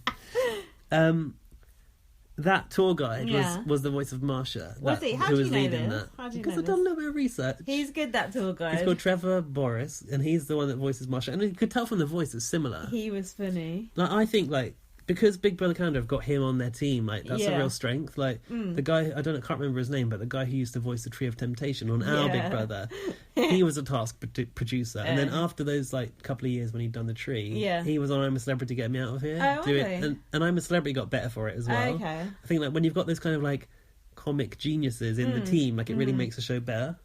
I never understand why they didn't bring the Tree of Temptation back. I know they brought him back as the chest of drawers. Yeah. But after that, it was They've just never done such it again. It was such a wasted opportunity because it was so fun. But we could have any of those characters. We Yeah. could have like the Surly the fish character, Yeah. or that little alien of Big Brother Israel. I like that alien. It's good. I know it's stupid, and it's so fun when they do things like that because it's a bit magical, isn't it? It's a bit I like that. It's like a The Alice in Wonderland kind of thing. It's, But like, it's fun. and Big Brother having like this other control over the house. Yeah, it's fun. I don't know why they don't do that.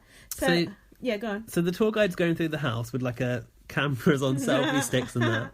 And Demetrius is the first person. yeah, they come up to. and the guy goes, "This is Demetrius right here. He's kind of the stud of the house." And then one of the people in the group goes, "Are his muscles real?" And he's like, "Yeah, go ahead, touch them." And he's like, "He's what they call a comp beast." And all those people in that tour group were like they're actually on the tour. They're all really good. Yeah, they were good actually. And so they come down the stairs. He's like, "The first thing you're going to notice is the smell." You know, they've been here quite a while, and they're not the cleanest group. And then in the diary room, Ica said, "Does this look like a zoo? Don't you try it?" That's exactly what it is, though, isn't it? It's like a human zoo. It is. But what was the penalties to the housemates if they actually moved? There was none, was there? Like on our one, it's normally that they lose the shopping budget. That's true. But there was no penalty for them. Was there? If we just stumbled across a BB Can Odyssey. It's true though. Because what did they have to? What did Dylan have to lose by killing his mum or whatever? Nothing. Well, can I just ask, what were they even standing to win? Because I can't remember what it was. What was it? I've got nothing written down. It's just a task. So what's the point of it? Normally they'd be like, oh, you get a pizza party or there something. There must have been some point to it that we just missed. So why didn't they tell us then? Yeah, I know, it's weird. Maybe we just didn't write it down. So what about... Next they went up to Karen at the dining table. Oh yeah, what did they say? And then one of them goes, "Is there an age limit to do this?" Ouch. And he's like, "No, I don't think there is." And then he goes to Ica and he goes, "This is Ica. Be careful what you say. She gets angry real quickly. Do not try her." And then, this was probably the best bit. They're walking out to the pool, and he's like, "Oh, another house guest," and they're all like, "Wow!" And he's like, "This is Dylan. He's very big. They say he's a boxer. I'm guessing his last fight was against a buffet, and he lost." And Dylan's jaw dropped. That was brilliant, wasn't it? I literally, like, I just had to stop. I was just like, oh my God. I just had to stop and pause it. I was like, oh my God. That was so good. That was so good. It was brilliant. It was just brilliant. And then they kind of like gathered around Jamaica. No, not Jamaica. Ika and Karen, and did like a group selfie, didn't they? Like Ellen DeGeneres style. And when they were unfreezed, do you remember what Ika said? He touched my weed. Yeah. That would be annoying, like, having random people touch you, wouldn't it? Especially when you were paused and could do nothing about it. But they all played along with it pretty well. It was really good. I want to know, what was the prize? Yeah, and what was the consequence? Punishment? Yeah. If anyone knows, let us know. So then the next one they had to do was slow motion. This was so good. I like them talking in slow motion. It was good, wasn't it? Even Kevin was really good. Yeah, they were all good, actually. He was like looking for his swim shorts or something out by the hot tub. And then he's like, "They're not out there." And then Karen's like, "When did you last see them?" And do you remember what he said? No. He was like, something about in the Olympics or something. Something to do with like the Olympics or some sort of swimming competition that he was in. Okay. I thought, that's weird. I didn't actually write it down. But... Me either. Oh, God. What? Sarah Hannon. Oh, this was weird. Oh. I like Sarah Hannon. Do you? I know you don't. Why? What do you like about her? No, I won't forgive can't her. put my finger on it, but I won't forgive her for her replacing Gary on the sideshow.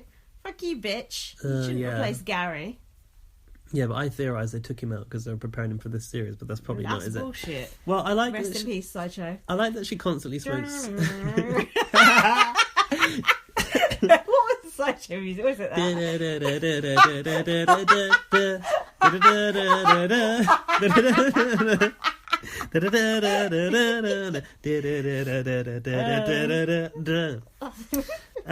She should have got that theme tune as she came in, because she was wearing like a weird jester What hat. was she wearing?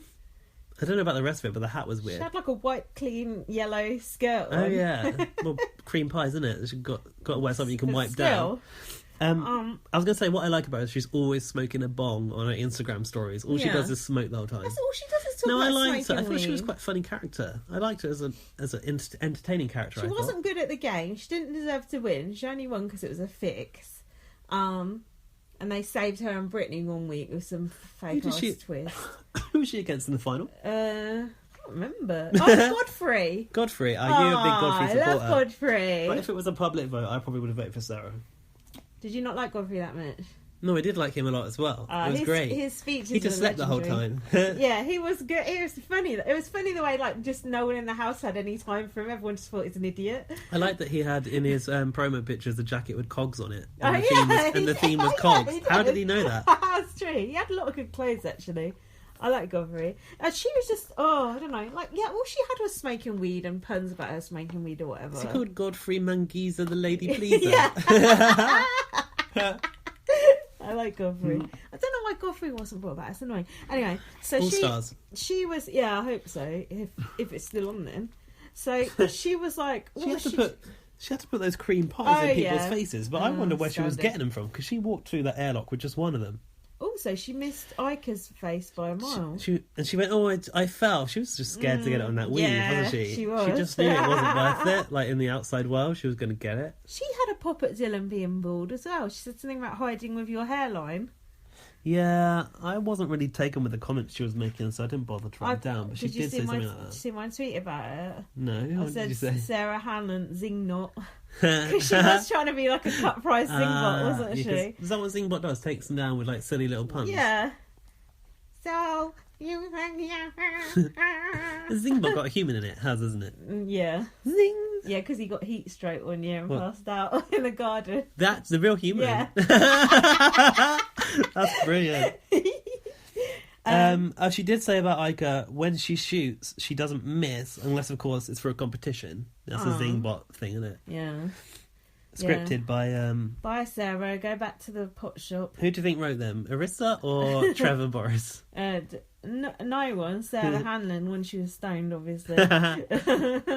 We don't approve of drug taking on BB on Blast, do we? This is a sober podcast. Only sober prescription people. drugs. No comment. And orange juice. Then we had a very emotional moment where we paused it, and in walked an art teacher. no, it was Dylan's mum. And the dog. And the dog. I thought that was cruel when he was frozen and the dog came in. The dog was looking over that sofa where Nikki goes and cries.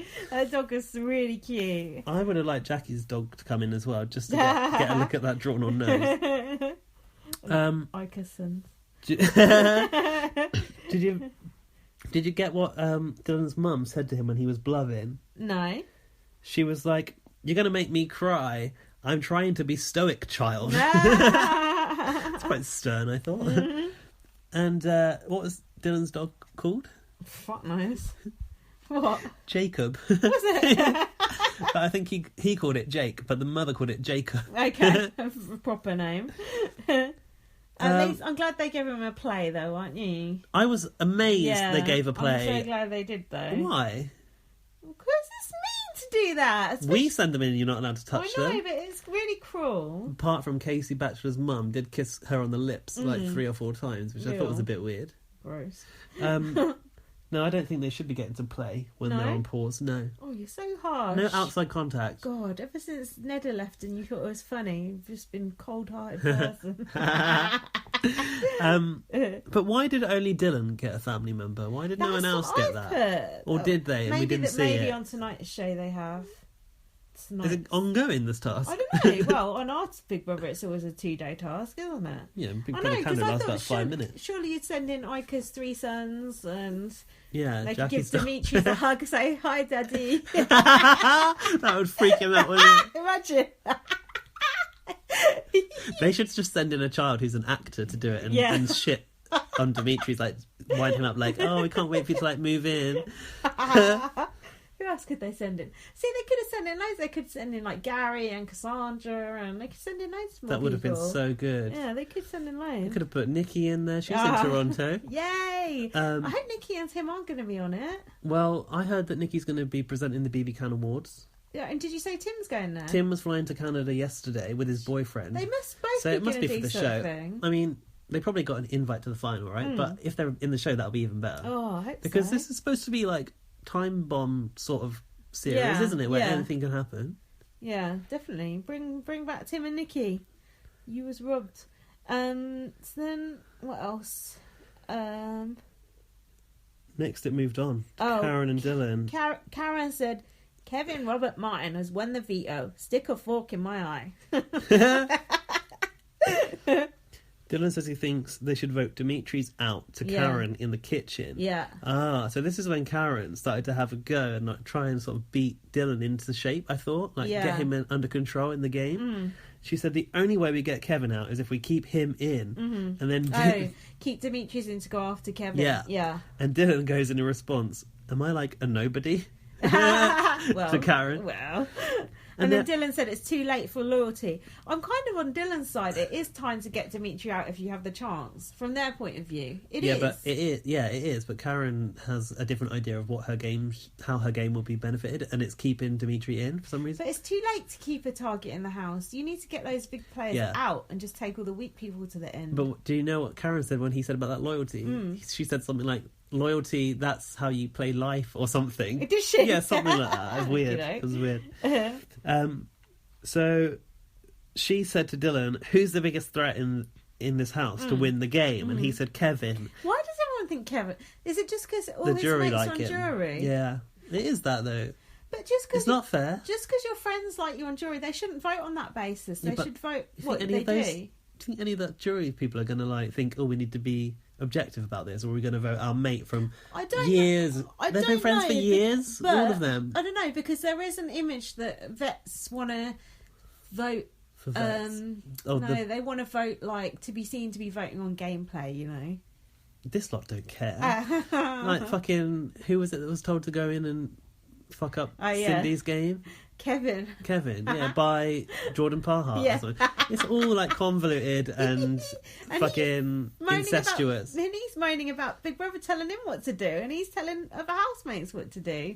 Yeah. Shady. Well, shut that podcast down. Oh, you are. Get back to sleep on your anthill. Never forget. I tell you what, though, I can't wait to see Jackie walk into that jury house. God. Wow, that's going to kick off.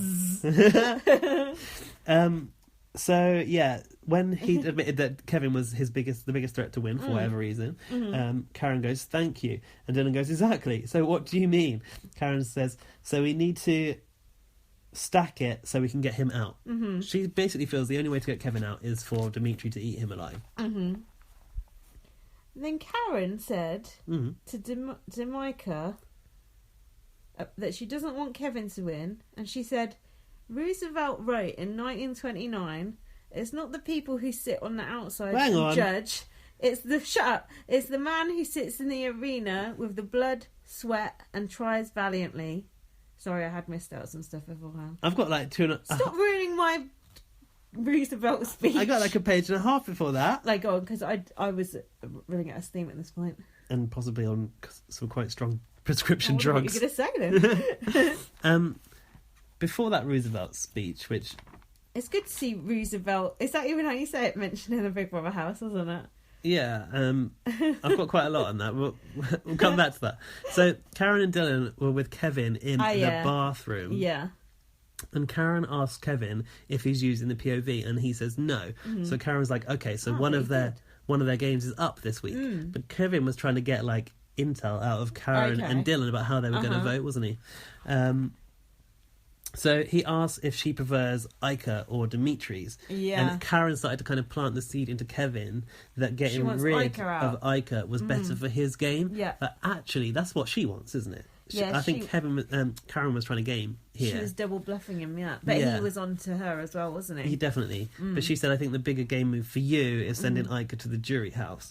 And then Kevin said, but Dimitri's is a bigger comp threat. And Karen said, but you keep beating him. I thought she was playing to that quite well, even though it wasn't working. He doesn't beat him that often. Well, even Kevin said, by the skin of my teeth. Yeah. I was like, no shit. And then Karen and Jamaica were in the bedroom having a conversation across the cursed bed. And that's when Karen started to cry about being a fan of the show. Oh, yeah. Do you remember this bit? No. She's like, as a fan, I really want the right person to win. I really do. But was she fake crying? Exactly. But was she fake crying? This is the question I was going to ask you. She goes, but I want somebody to win who's deserving of it as a fan, because it's not just about the money. And I thought, well, that does help. She's always saying it's not about the money. That makes you think she is thinking about that money. It's like, and she was like, fist pumping. I don't want Kevin Martin to win. And Dimitri said he won't. And she said, because the wrong person just doesn't deserve it. Like, she really thinks Kevin is the wrong person. He is. She's right. And now I had the Roosevelt thing. Yeah, where she went into the Roosevelt speech. Yeah. Now, what is she saying there? What is she saying? It's not the people who sit on the outside and judge, so that's the viewers, right? It's the man who sits in the arena. I think she's talking about Dimitri's. Yeah, she is. Yeah. Do you think that Roosevelt watched Big Brother? Because this is a quote apparently about Big Brother from Roosevelt. And is it? We do remember that there was I think it was an 1800 edition of Big Brother Canada, which we saw in a VT, I think, last series. So maybe he watched that one. Do you think he was watching that one? Also, valiantly. Real word or false word? Didn't she say valiantly? No, she said valently. Oh, I think she just mispronounced it. She means valiantly, right? Valiantly. Or is it another buoy situation? Oh, could be. Valiantly. So she said, it's you die there or you live there, but you tried. Is she basically trying to say, if you live by the sword, you die by the sword? Have you got that down? That's what I've written. Nasty neck. Twins. And then Dimitri said, that's the nicest thing anyone's ever said to me. Okay. Yeah, but he did say that at the end. But before that, she also added, when you're, and this is I've noted it as could be my tattoo of the week. Sweet. When you're at your lowest low, that's when you have to dig the deepest in your heart. That's what she said to Dimitri. Okay. So it's going to be a long old tattoo there. It's long, isn't it? Painful. And then the three of them had a Demetrius sandwich with Ica and Karen either side on the bed having a little huddle where they like tasty. all cried about wanting and deserving people to win. The good people must win the game. Were they wearing white? So then there's the veto ceremony. Dimitri said in his speech, "You should be scared of me. Don't use it." Yeah. I didn't get all of that. No, that's all that I've got as well. But, no, he did say, "I don't think you can beat me twice in a row." Okay. And then Ika's, have you written it? I've written down a bit, but I don't know how. Your quote seems to be better than mine at the moment. She says, Ika said, "Kevin, you've always told people that you're a logical player, but all season you've been anything but logical. Last week, when we tricked you, instead of playing us like a logical player would, you got emotional and spilled a bunch of tears, queen that you are." Ouch. I've got spilled a bunch of tea, not tears, but whatever. I think it was tears. And then, Doesn't matter. "So Kevin, take the veto and shove it up your ass." I love it. So this is the bit that I was like, is this borderline homophobic? We got... I've written homophobic in brackets. Yeah, I've written homophobic and circled it. Yeah. Because she's first called him a queen and then told him to shove a veto up his ass. What are you saying, Ika? I'm putting the dots together and it's not looking good for you. Who was it that said they put their cock up someone's ass and they went mad in our Big Brother? Oh, was it James Jordan? No. Oh, Callum Best. Yeah, Callum Perez and Best Callum and Best. Perez, yeah.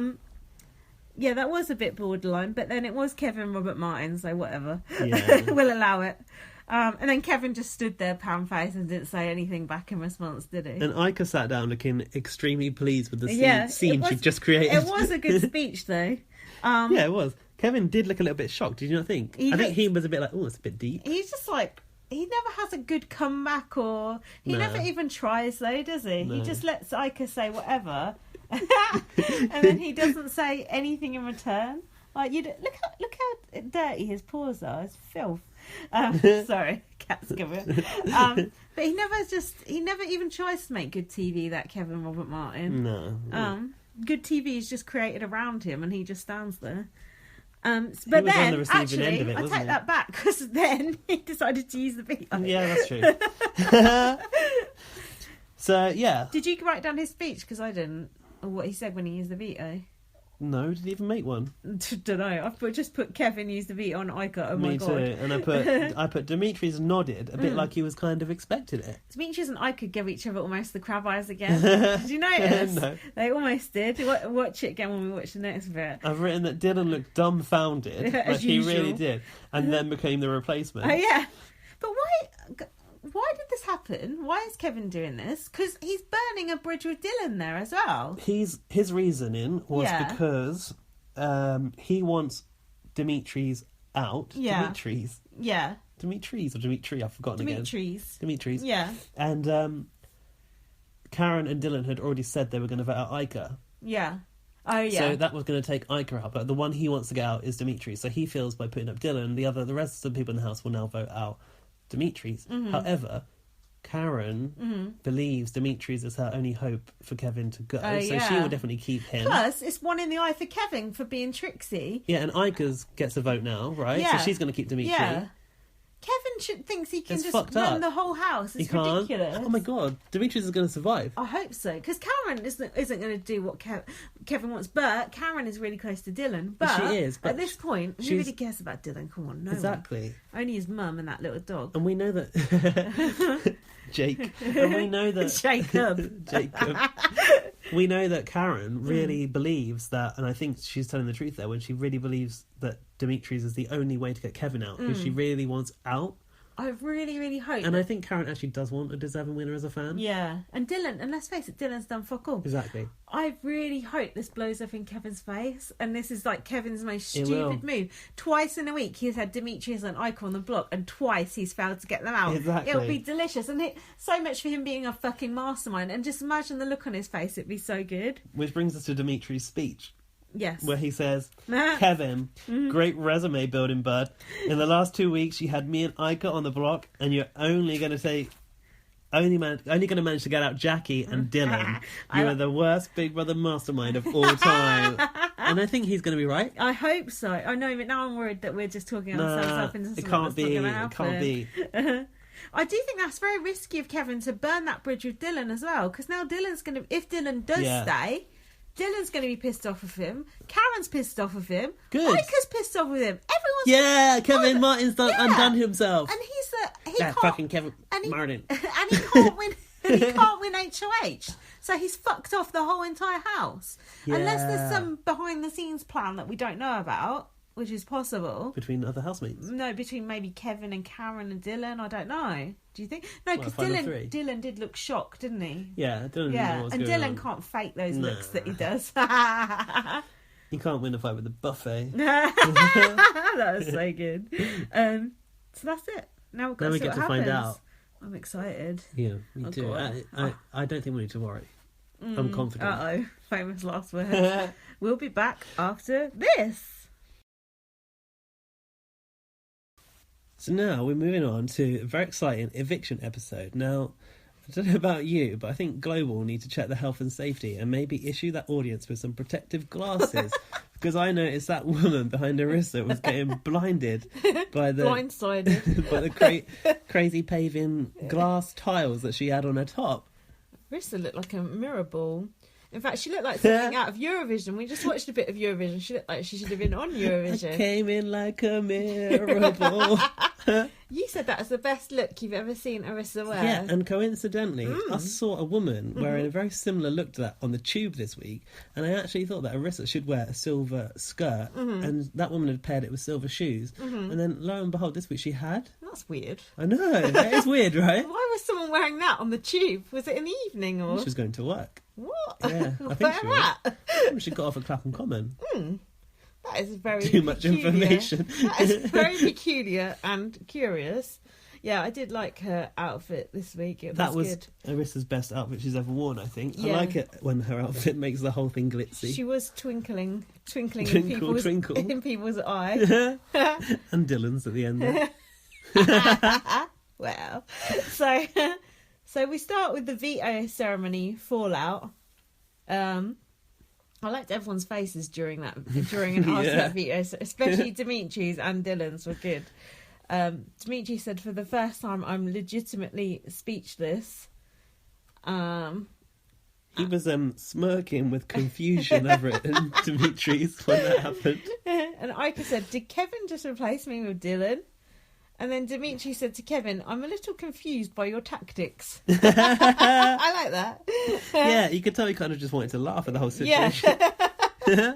So Kevin's plan was he wants Ika to save Dimitri's, he wants Karen to save Dylan, and then Kevin wants to break the tie. That's not going to happen, is it? What he didn't account for was Karen's hatred of Kevin Robert Martin. Yeah, true. I've written that Kevin has no style whatsoever. What, clothes-wise? Yeah, he's got no dress sense. No je ne sais quoi. Definitely not. It's all eek. He makes a mean cup of tea, though. We should probably tell Arissa that her outfit was chic. She likes eco chic. Does she? Yeah. I didn't know that. She mentioned it in the messages Did she? this week. Yeah. You get a chic from us, Arissa. Kevin gets a big fat eek. Yeah, Kevin is, it's pretty dry. So then... Dry.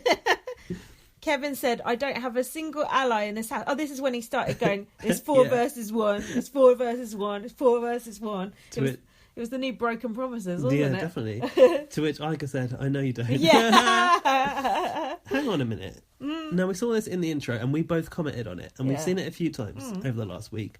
Why are those house guests drinking cooking oil?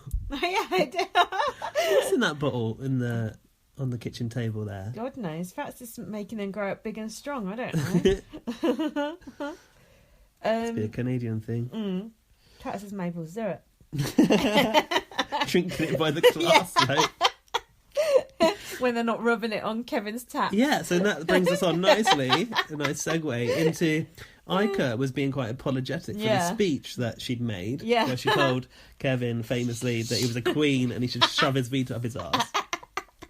And said, "We kind of did something to your room too." And then they showed like a flashback and like heavy metal music, so you know something's going down. Evil dicks there.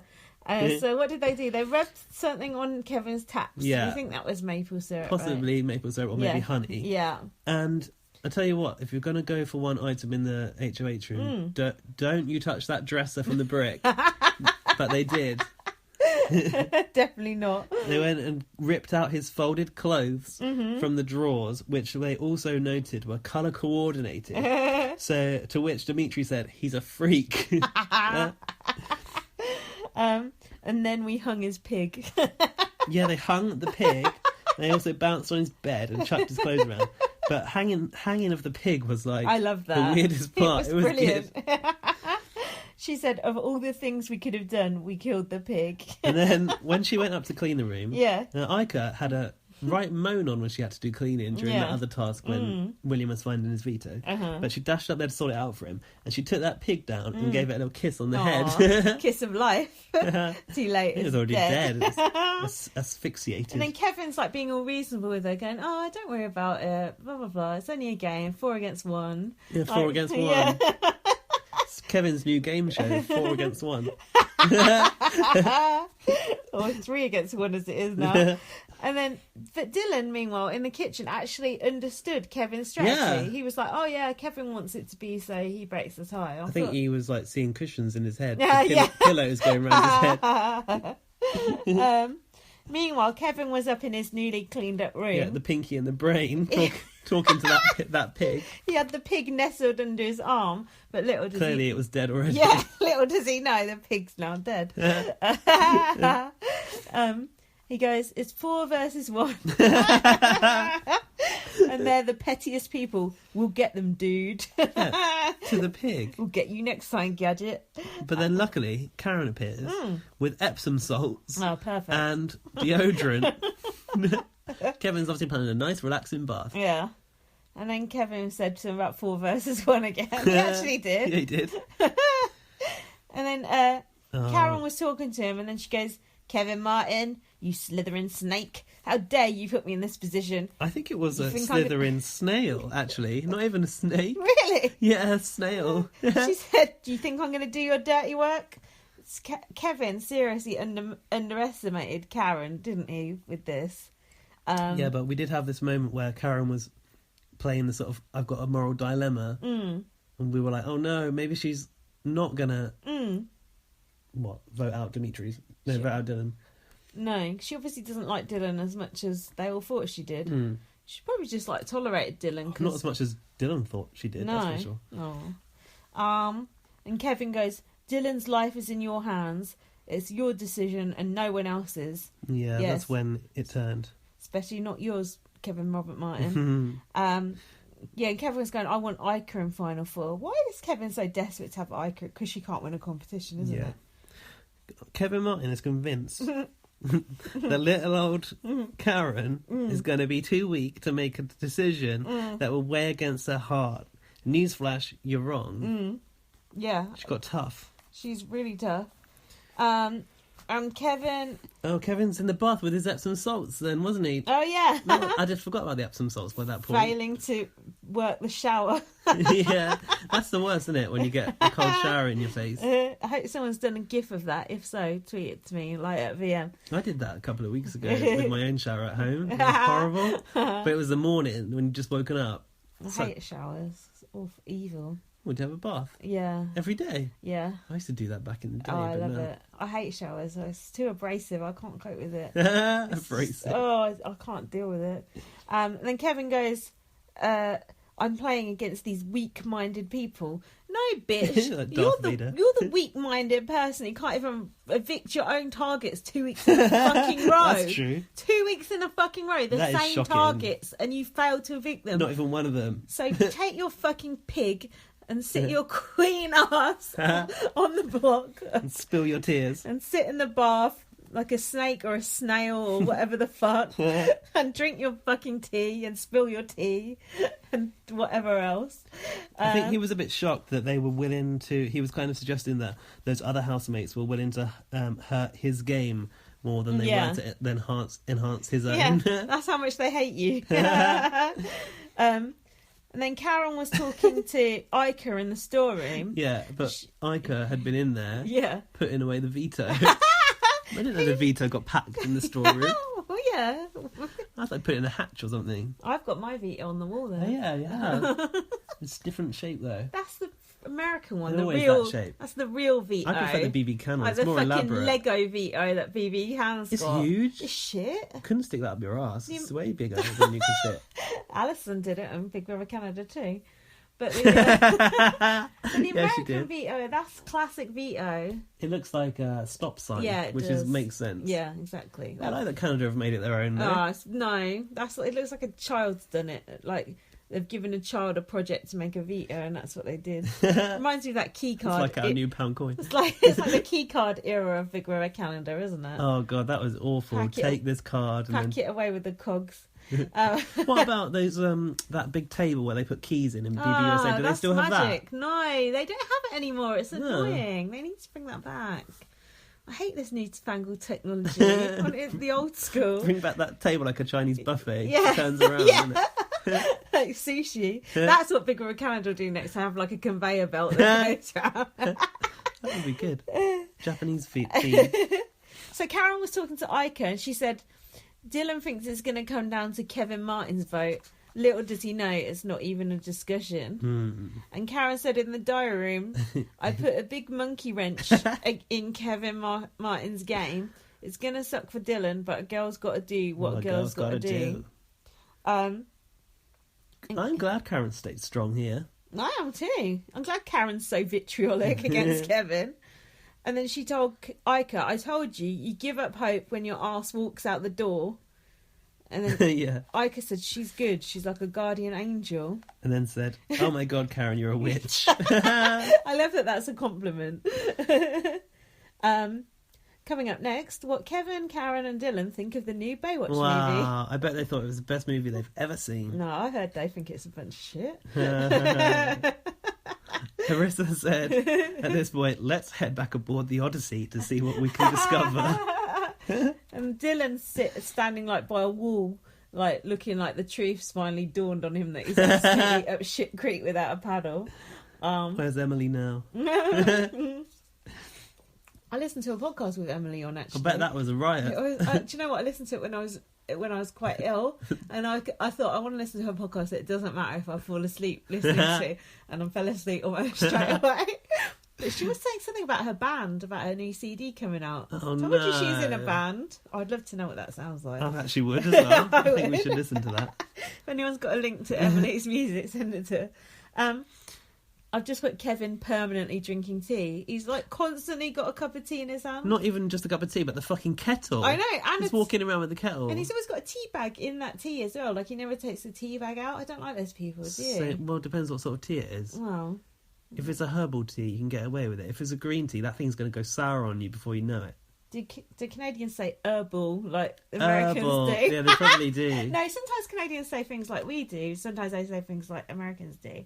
So anyone in Canada, probably Laurie, can you let us know if you say herbal or if you pronounce the H like the proper way, like herbal? Yeah, because it begins with an H. Yeah, you don't say helicopter, do you? Well, actually, we do. You don't say ass mates, do you? Ass mates.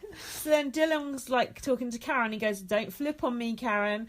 Karen didn't even say a word back. Nah. She was like, "Uh-oh." She's playing the Cindy not committing to Ned game. Yeah. Meanwhile, Kevin is looking for his glasses. Oh, hang on. Yeah, but while Dylan was trying to sort of pin Karen about flipping on her, she was trying to carry ice cube trays into the storeroom. Okay. They're making their own ice aboard the Odyssey. Oh. Apparently you can't get it in bags or anything.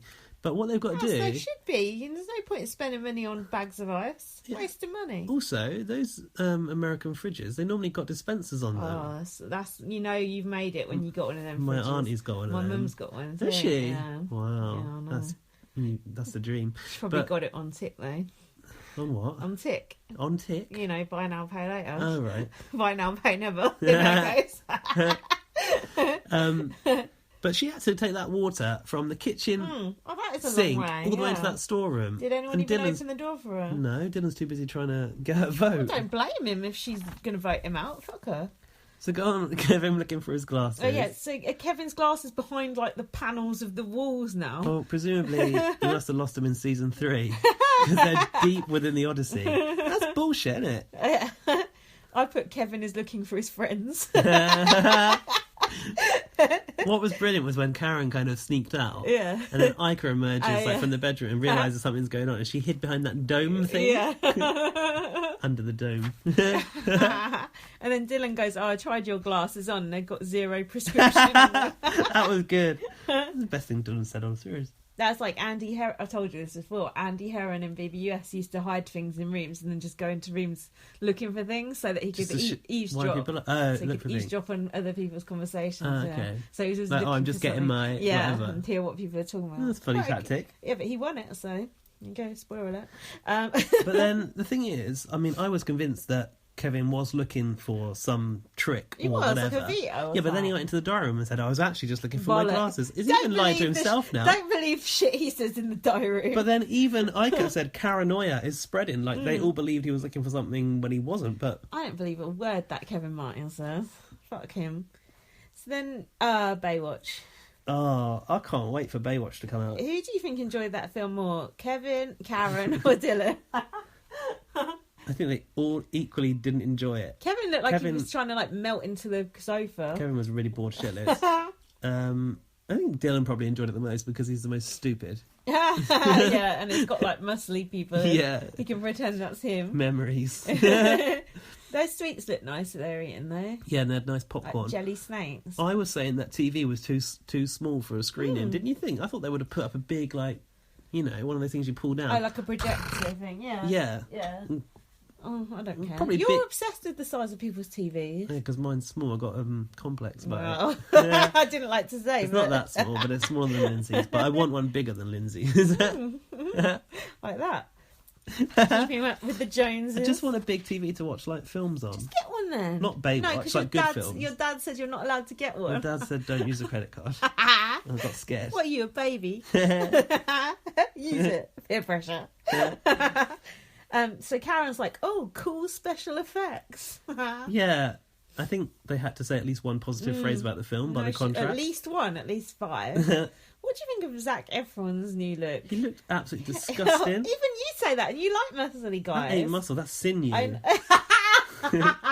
He looks absolutely gross. So basically, I don't know what the producers were thinking, but like they've got like how many minutes? 3 minutes to show us that Baywatch is the blockbuster film we want to see this summer. And the scene that they decided to select was Zac Efron facing off against The Rock, carrying 2 fridges each side down the beach. Now, what the fuck? Yeah. Is there nothing better you can show us? The best bit that I saw out of that whole thing was these CGI dolphins that were jumping out of the water next to the Baywatch logo. Wasn't that on Eurovision? Might as well have been. Then Kevin went, "Wow, what a scene." That was a lie. Again, that was a lie. Karen's acting is better than fucking Zac Efron's acting. I've read, yeah, it is. I've written that it looks worse than Fast and Furious. Yeah, it looks. Doesn't it? It's on a level with that. No plot whatsoever. That was it for Baywatch, I think. There was no Hoff, no Pamela I think Anderson. Hoff is in it though. Where's the slow motion running down the beach? There was none They of were on that. the At least beach. BB Can did it. Yeah, but it's like that's the thing, isn't it?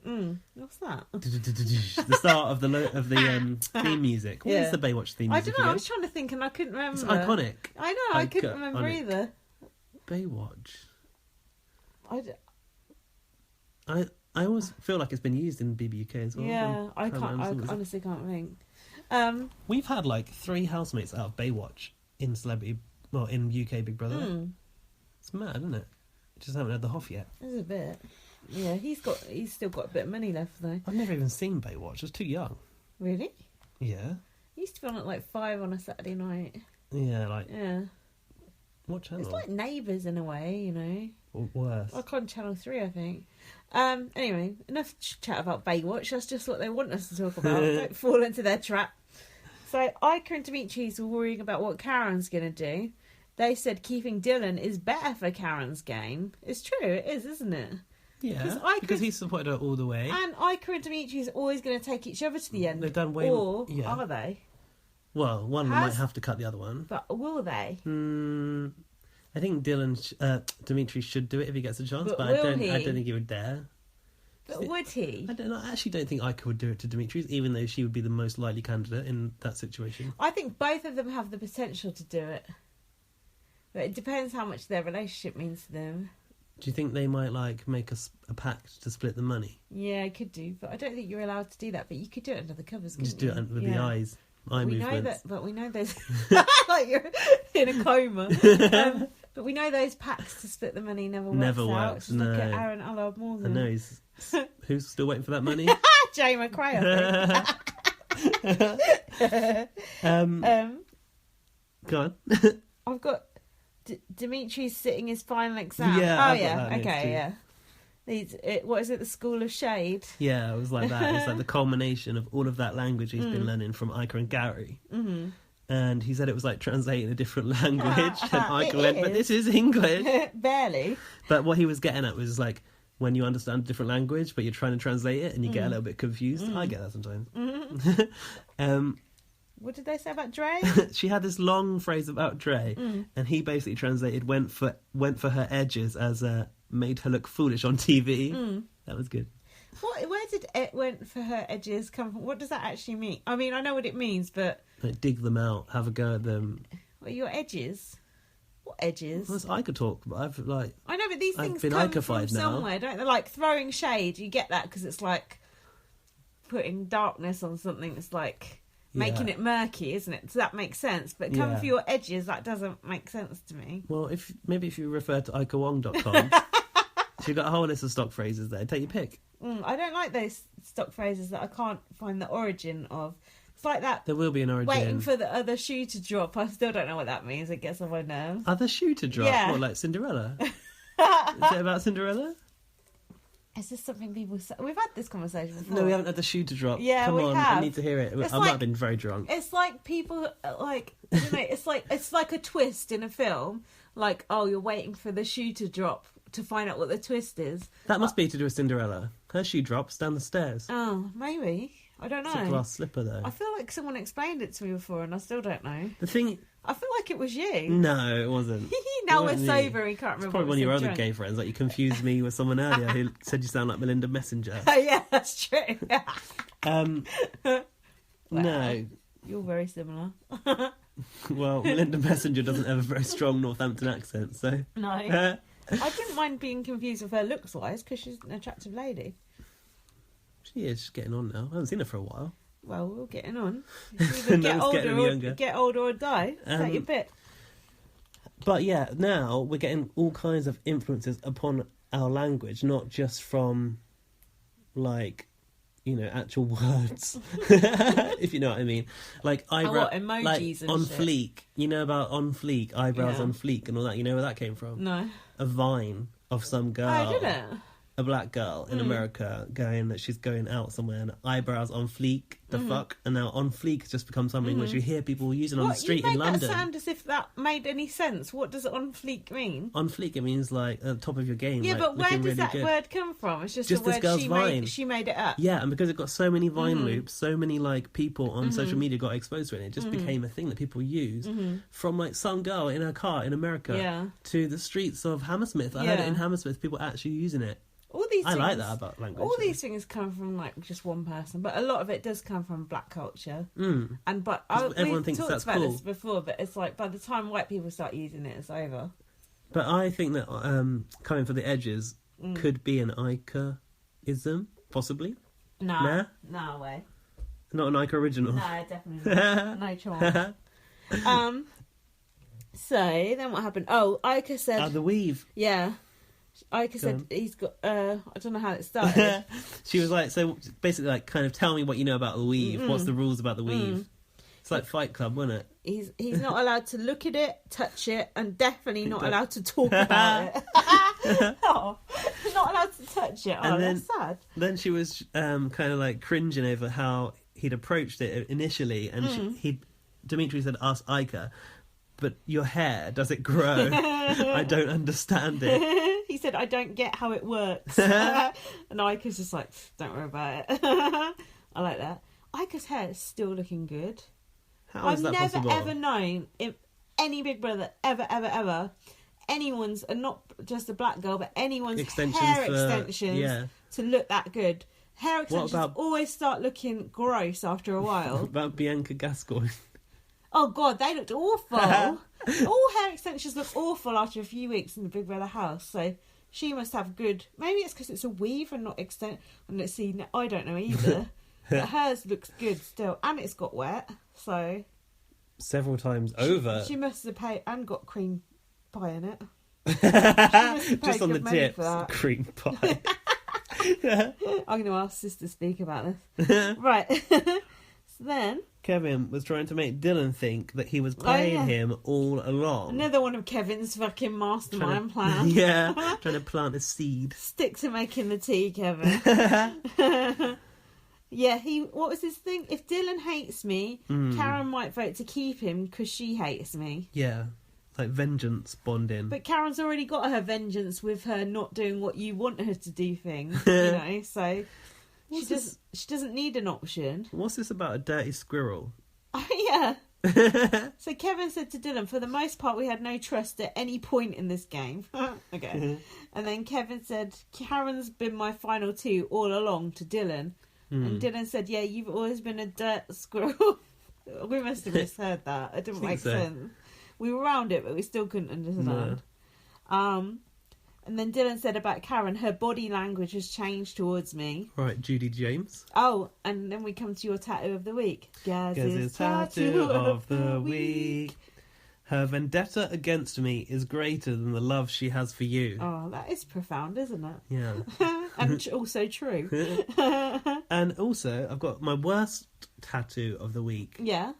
Dylan's hand grenade tattoo. Yeah. Have you seen that? Yeah. That is awful. Why would you ever want that on your body? Don't know. Drop, what is it? Drop something, not bombs. Make love not war. Yeah, something like that.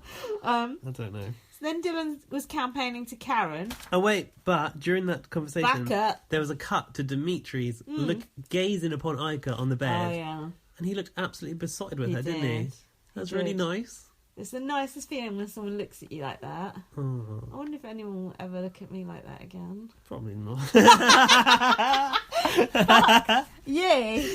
Oh, don't you say no, that. I'm joking. That's just for TV. Good podcast. Of course they will. No, they won't. Shut I'm too old and ugly and I'm deformed now. There's someone out there for everyone. I don't believe that either. That's bullshit. There's plenty of people just die alone. That's because they stop trying. No, that's not true. Just some people just have unhappy, miserable lives like me. So then Dylan was got a happy, miserable life. That's amazing. I'm not. We're not even drunk, and we still like talking fuck up shit. loads. It's like, what's going on? We've got nothing to blame it on but ourselves. So then Dylan was campaigning as Karen. Karen said, "I'm at a crossroads." Dylan said, "I thought we had a better relationship than that. When no one wanted to hang out with you, I would hang out with you." That was quite sad. True. Remember when she was his Emily? Yeah. And also, even during that Baywatch task, he was like, "Come on, add a girl, Karen." Like, he does encourage her at every task that they have. He has been really nice to Karen and quite supportive. So what Kevin said is true. Her hate for Kevin is stronger than her love for Dylan. Of course, it's bigger than anything. That Kevin Martin. Then we went to Jury House. Oh, yeah. The housemates were all staring mournfully out of the window. Yeah. Because Ted told them to. Well, they were making a music video. It looked like something that the Cause would have done back in the day. Now, does the board game Guess Who have a copyright issue with Big Brother Canada? Do you know what? Bastardising their game? What? I'd love a BB Can edition of Guess Who that I could keep forever. And if you want to sell me like the tiles to put in for each set of housemates every year, I'll buy those as well. So it never goes out of date. There's one for you, Global. I did used to like Guess Who when I was It was good, wasn't it? It was fun. So then Jackie come in. She said, "I hope they'll be happy to see me." Okay. Not in that frumpy pink dress they wear. It's awful. I always thought that like redheads shouldn't wear pink thing was not a with myth, that white skin. but it's really does not look good on her. And Girlfriend. her hair is so gorgeous, but she does dress like a right old frump. Frumpy as hell. Sometimes in the house she's looked really nice. So what is going on? Sure, put some like boob lace top on like Kelsey and walk in there with some attitude, not like a fucking sugar plum fairy rolled out of the fucking Toyota car. It's fucking silken, frumpy, bloody mess. I watched Sleeping Beauty yesterday and she reminded me of one of those fairy godmothers. Awful. I noticed Nedda was wearing a yellow dress, that one she had a fight with Gary about, allegedly, which I don't think actually ever happened, but anyway. And then Dre and William came in, but William came in he crept in, didn't he? And then Dre came in second, and they were like, yeah, whatever. So what car did they get dropped off in then, if Jackie was in the Toyota? Good point. Perhaps they were in the boot. Dre looked good. A boot. Dre looked good, I thought. Dre always looks good. I like her mixture of sort of feminine and masculine dressing that she has. Do you know what I mean? Give me a masculine piece. Because she like, I don't know, she's not a super girly. No. But then sometimes she wears really girly things, but I can't think of anything masculine she wears, but she's not like a girly. Sometimes she wears like just like a chunky knit jumper, but she looks really good in it. Yeah. And like, what I think is amazing about Dre is like, a lot of girls rely on their hair to be beautiful, and Dre doesn't have any hair really. No. She's got a bit, but like, and she's by far probably the most beautiful girl that has been in there this series. I think. Apart from Ica. Well, what? Ica's beautiful in a different way to Dre. I think. And also, Ica didn't used to look like that. She's had some help. She didn't. Hang on, you do one series and you get hot? That's what Dimitri, is that what Dimitri said? Yeah, was it Dimitri? Yeah, I think so. Back on day one. Have you noticed that the jury house always seems to look like it's had an Instagram filter put on it? No. They look all like enhanced, like that face app has been on them. Okay. It also looks like it's raining there. Yeah. Dre said it was the most lit jury house ever. Oh, did she? What? No, she's arrived, basically, what she means. And then Jackie made them all pizza. Get to work, Jackie. So then we cut back to the house where it was voting time. Now, who shrunk Ica on the couch? Honey, I Shrunk the House guests. Dimitri's and Dylan both looked like about 7 foot tall, and Ica looked like a little... She looked like Alice in Wonderland, didn't she? She had that potion. And Karen looked tiny as well. Yeah, something was going weird with the Odyssey there. It was a bend in time and space. Yeah, it's malfunctioned again. And actually, this is when Arissa did say to them that some of the tasks that she had been bend in time. And I forgot, like, I didn't realise they were trying to reference old tasks. What do you mean? With that Karen thing, they were trying to reference the shredding of the letters. Oh, yeah. Apparently. It's not really, though, is it? It's not the same. There wasn't any shredding in it. There was no shredding, and it was completely different. Apart from that, very similar. But they have done that freeze task before, haven't they? Because that guy's twin brother came in. I think he was called Andrew, that guy. You might be right. Yeah. Dull, wasn't he? He was a boring cunt, yeah. Did his twin brother look like him? Yeah, but his twin brother was a bit hotter, I seem to remember. What else happened during that year's freeze task? Nice. I honestly can't remember. Oh, when Emma Willis came out the clock. Oh no, wrong country. Get your coat. Oh, it's already on. So then they showed them clips of the task. It went on for way too long. Boring. Yeah, it was pretty dull. Now, the housemates Dylan and Dimitri had to make a speech. Dylan said, I've not got all of this, but in the house we experience a lot of highs and lows, but it's nothing compared to what people feel in the outside world. We're proud of you. It's not your fault. We care for you and love you. People with depression, etc. Thank you. Wrap it up. Now, what is going on here? I thought he was trying to play the Jane Connery card from our last Big Brother UK civilian one, who's a very well-known mental health campaigner. Now, she doesn't, when she does sell a story to the newspaper, she gives it all to the mental health charities. Now, I thought he was going for Gary's girly boy crown here, but it was just a bit. It sounded like he was desperate. He was talking to one specific person, if you ask me, and I think it might be a sister, because it was like, it's not your fault. We love you. I think that too. He did say that his sister's gone down a bad road in life, but I wasn't sure if this was the time to try and take the stage. I get what he was doing. He's trying to Arissa was definitely sure it wasn't the time. She's like looking at her watch, like, move it along. It's because she's got Ted in her ear going, we can't have this now. Arissa, wrap it up. Yeah, that felt a bit awkward to me. Yeah. I get what he's trying to do, and I like the kind of, the moral at the centre of it, but I don't think it's the right time or place. The moral? What is this? Yeah, like, speak to your housemates, not just some general thing about the outside world. Who cares? I suppose in his shoes, he knew he was going, didn't he? Yeah, I So guess I so. suppose it's his last chance to To spout some shit. try and pull a Prince Harry card, because Prince Harry's campaigning for mental health at the moment, isn't he? Okay. Which is good. I think we're at a time where we should be talking about it more, but not during Big Brother, thanks. And then my favourite bit from Dimitri's speech was, if it wasn't for this house, I would probably have never not met you guys. Definitely. No shit. I love that. Did you put anything else? Nothing else. But I noticed that as soon as Arissa said thank you, he wasn't quite finished, but he sat down immediately. He was very obedient. Arissa's like, wrap it up. So then they voted.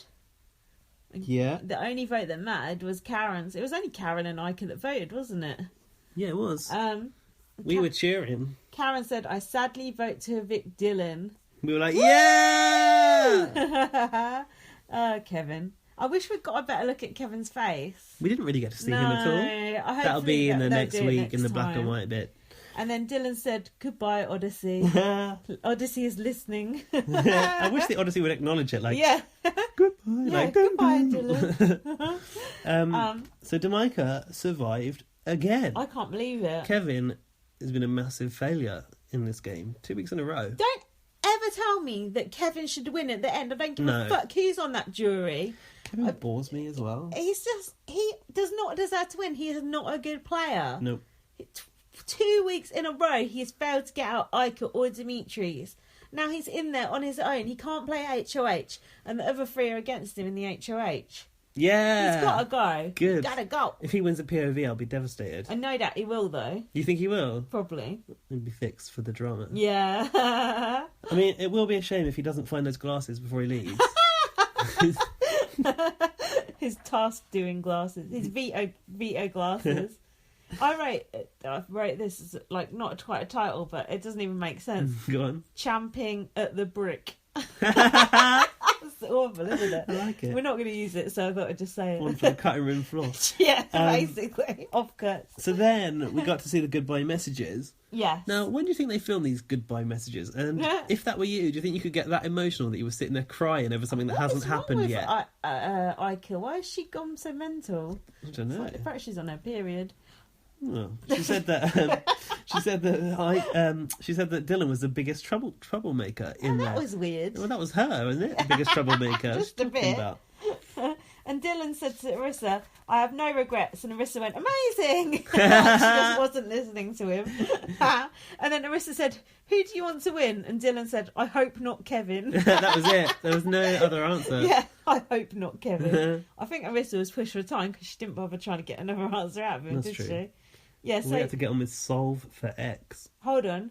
In the goodbye message, Kevin said, it's too bad Karen turned on you. No, it's too bad you used the veto. So much. No, it's too bad you used the veto on Ike, you dumb twat. True. I nearly said dumb cunt. That would be a bit strong, but, if the cat fit. We haven't said that word for quite some time. I know, because you're on the podcast now. I'm all civilised. I say it sometimes as well. Do you? Somebody said... disgusting. Some feedback came about that I swear a lot, didn't it? Oh, yeah. Like an old I don't think you even swear that much. Fuck off. Twat. Then, we aren't solved. Now we're going to find out the new HOH.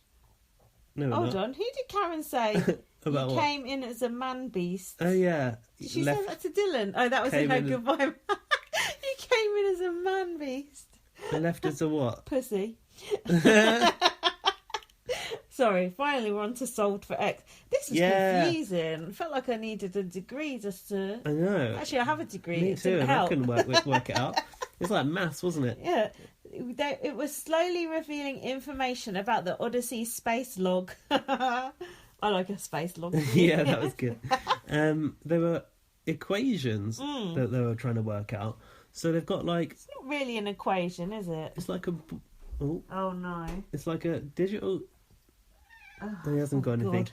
So my heart goes when he comes in. Shush. What is he yawning and making noise at the same time? Bloody hell, Cat. Be quiet.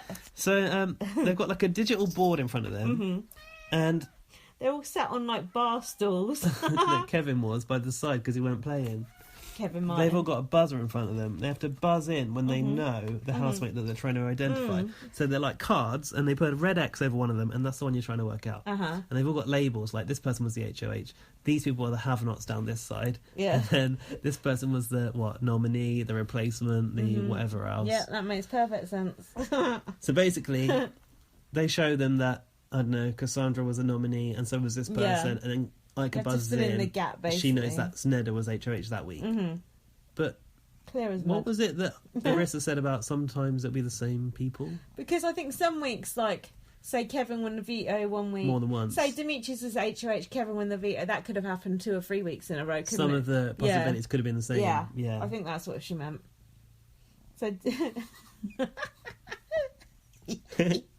So Dimitri burst in and he said, Dalai Dylan. Oh, yeah. Like, are you allowed to... No, I must have your first answer. Not the Dalai Lama. He wasn't a housemate this season. As usual, Arissa lied because she said, now's time to find out who the HOH is, and we didn't find out. Arissa, She will, though. you're a blatant liar. Do you think that audience sit there and wait for it to happen? They must do, because they're not going to, like, clear the house, clear the audience. Out you go. Clear the Odyssey. So all that audience must get a head start upon You think? above everyone else. Yeah. I don't know. They're not going to, like, kick them out halfway through a comp, are they? Well, they do us, so who knows? They must do, because when it's an endurance and stuff, there's Yeah, no that way they one sit they there were. all that time. 12 It's hours. true. Yeah, it's true, because that quiz would only take another 10 minutes. Yeah, that would be mean not to. It's a shame they don't show us it, but... Yeah, it is, isn't it, really? Perhaps they should consider doing that. Well, we'll never come back on Monday. Yeah, true. I'm just like, nah, give up on that. There's a week left to go. Crap. Don't care who wins now. Not now. Jackie's out. And then Nikki Graham is coming back to Yeah. host. What? Is she doing this awards or something? The BB Can Awards, which is what's said in the last part. And I also said that Tim's flown over to Canada, but Arissa didn't mention Tim. Probably is going to stay in the audience or something. Well, that's a waste if you've got Tim there and he's sitting in the audience. It is a waste, actually, It's yeah. a bit of a waste. Maybe it'll be on Facebook Live or something. Maybe. But can you believe what a final... Is it 4? What a season That is it's like... been. There's very rare you get to a final 4 and there's no filler. And That's like, even true. though you don't like Kevin... No, but you need you've gotta someone have to hate on. You've got to have a villain. Yeah. You've got to. And the fact that everyone hates... It's a pretty crap villain, though, isn't it? I know. Villain. I know, but still, it'd be rubbish if it was just 4 people you liked. It'd be boring. Yeah. You've got like strong personalities in Ica Yeah. and Karen. Karen's been Dimitri- an absolute treat to watch Yeah. this whole series. Demetrius is just like... Pure no eye candy. no one Great could- game player. No one could hate Demetrius winning. Everyone would be No. happy to see Demetrius win. The worst possible outcome now is Kevin wins it. Kevin and Karen final 2. Yeah, but Karen... Yeah, Kevin and Karen final Imagine two if they would be... give it to Karen over Kevin. Oh, Jury that would- people, they never would. Oh, that'd be Thick as thieves in It there. would be good though. It would be good. I don't know. You never know with the jury what they might do. Those previous housemates, they've probably made a fucking split the money pact before they even went in. Oh, the Those vets. returnees, yeah. Yeah, maybe. You never know. But it's very exciting. It's going to be a very exciting final week, and there's a it's a special, special eviction. Ooh, what does that involve? Like the Special Olympics. Out the back door, I think. Out the poop Out deck. the poop chute. So, what other bits have we got to add before we go? BBUK is coming soon. The new Big Brother UKI has been revealed. Now, What was on it? I can't remember. Like so. basically, it's like the most garish eye you've ever seen. Well, that's saying something. It's got the Union Jack flag across it, which, let's face it, is now basically a symbol of hate. Yeah. But they've done it in like all multicolours. It looks like fucking 2012 Olympics all over again. And then they've put over it like lots of images of like British cultural icons. Like in the centre, when it's animated, it's a teapot which then turns into the camera. Oh, really? Camera lens, yeah. Okay. So like they've got like, looks a bit like Banksy-esque artwork. Okay. It's like a kind of collage mishmash. Like, Yeah. It's like a pigeon eating a scone. Right. Scone or Scone? scone? I don't care. Scone. I actually don't know. I And say scone because like- uncommon. like the gates of like Buckingham Palace, and like Okay. 3 girls drinking champagne, but they haven't got any faces. None of these people have got faces. They're all Okay. faceless. Someone in a suit, but the mouth is the head is just a big mouth of lips. Okay. And basically, it's representing lots of different people from British society. I think is the idea. I think, is this the one that's going to be pairs then, or what? This is the one that they made people apply in pairs. Yeah. Okay. Which we should have been on. No thanks. And then all Ryland said is, he said something about it was going to be like, I felt like he said it was going to be political or something. They're trying to make it look political because it says like everyone's welcome. And we then, know that's a lie. And then he said We've something, already done Brexit. he said something about international, but I don't think he meant like Big Brother international. I think he meant like just people from different countries, but I don't know. But I might have misinterpreted that. I've seen someone tweet about how the Americans are going to cope with the house, but then maybe they're like looking forward to Celebrity Big Brother. I'm confused between normal and celebrity. I've forgotten how we do it now. We start with normal and then we go into celebrity. Yeah. So now I heard that the house design was getting revealed on this week, but I didn't watch it because I've got a job in there. I watched this morning. I was actually at work. Yeah, well, I was off the day before. I was off sick. I wish I was off that day. I don't look at the house before the launch night because I don't like. You like Emma to hold your hand and show you around. Yeah, I don't want to look at pictures of the house. I don't care about the house. The only thing that matters is the housemates, not the house. Can I tell you what the concept of it is, though? Apparently, what it's based upon. Go on then. An English village. Oh yeah, Ryan said something about villages. Yeah, so it's going to a little thatched roof or something. Okay. It's going to be like a war memorial and a well. Okay. I thought the eye was ugly when I first looked at it. I don't care about the eye. If you want to know what's in that eye, BB Spy did an article where they break down every little element of the design in that eye, and there was a lot of them. Bloody hell. But I had to stop reading it because I felt I was spending too much time at work looking at Big Brother stuff. That's cool. Well done, BB Spy, for that level of detail. You won't get that sort of thing here on BB on Blast.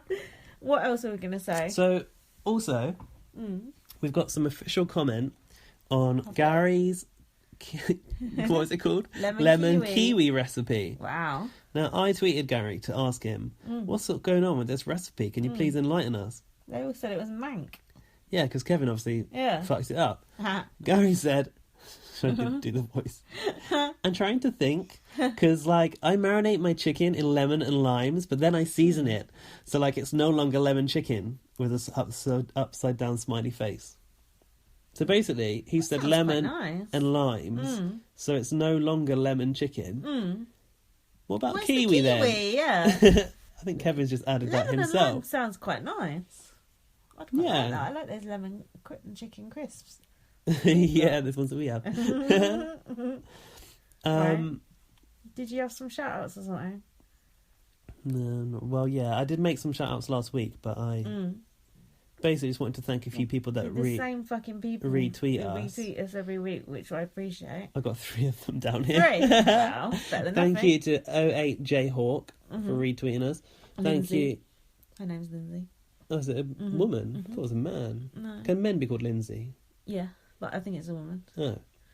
And then someone called Chuck retweeted us. Yeah, Thanks I for know that. Chuck. Hey, Chuck. And also Richie W Forever. Richard Watkins.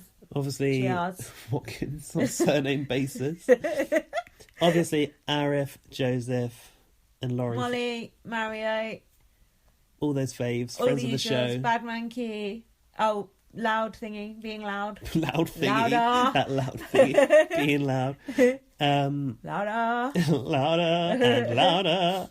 Thanks to Laurie who emailed about she enjoyed Dre going all the car.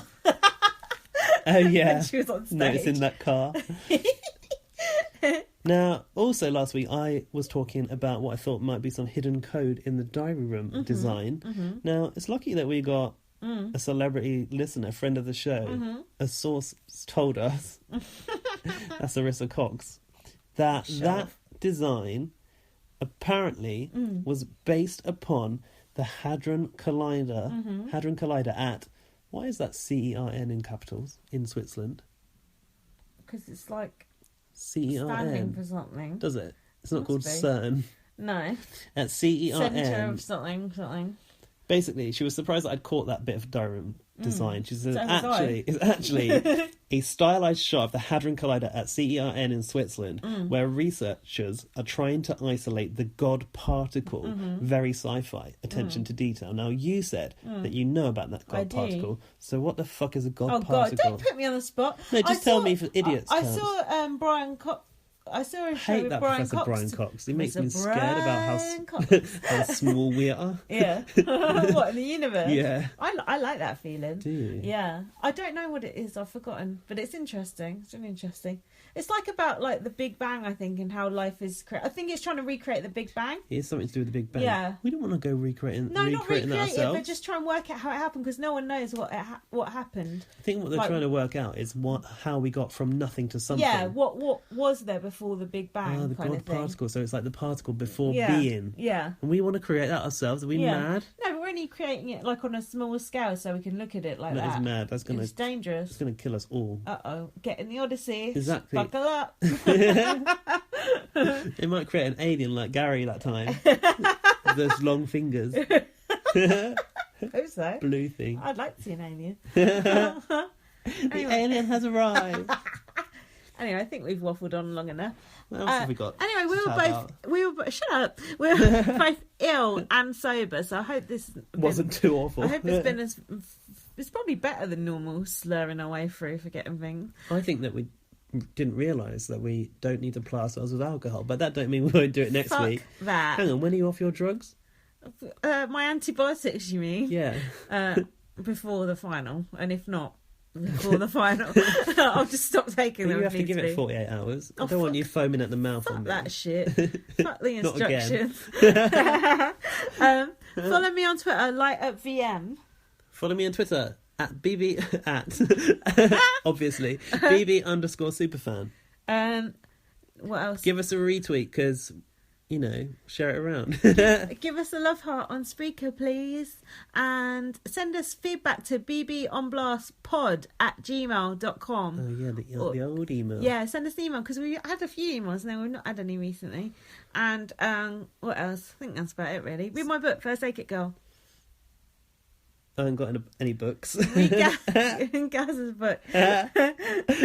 When it comes out. Thanks a lot for listening. Thank you. It's the final next week. Oh my God. Who do we want to win? Dimitri's. Ica. Yeah, then we can both cheer for a different one. Yeah. That'd be fun. At Sleep Outfitters Outlet, great sleep is a big deal. Save 40 to 60% every day on every Sealy, Stearns & Foster, and Tempur-Pedic. Queens as low as $249. Customer exchanges, closeouts, and floor samples. Inventory changes daily, so come in for your dream deal today. With no credit needed financing, expert advice, and up to 60% off retail, it's never been easier to get the sleep and savings you deserve. Go to sleepoutfittersoutlet.com for financing details and to find a store near you.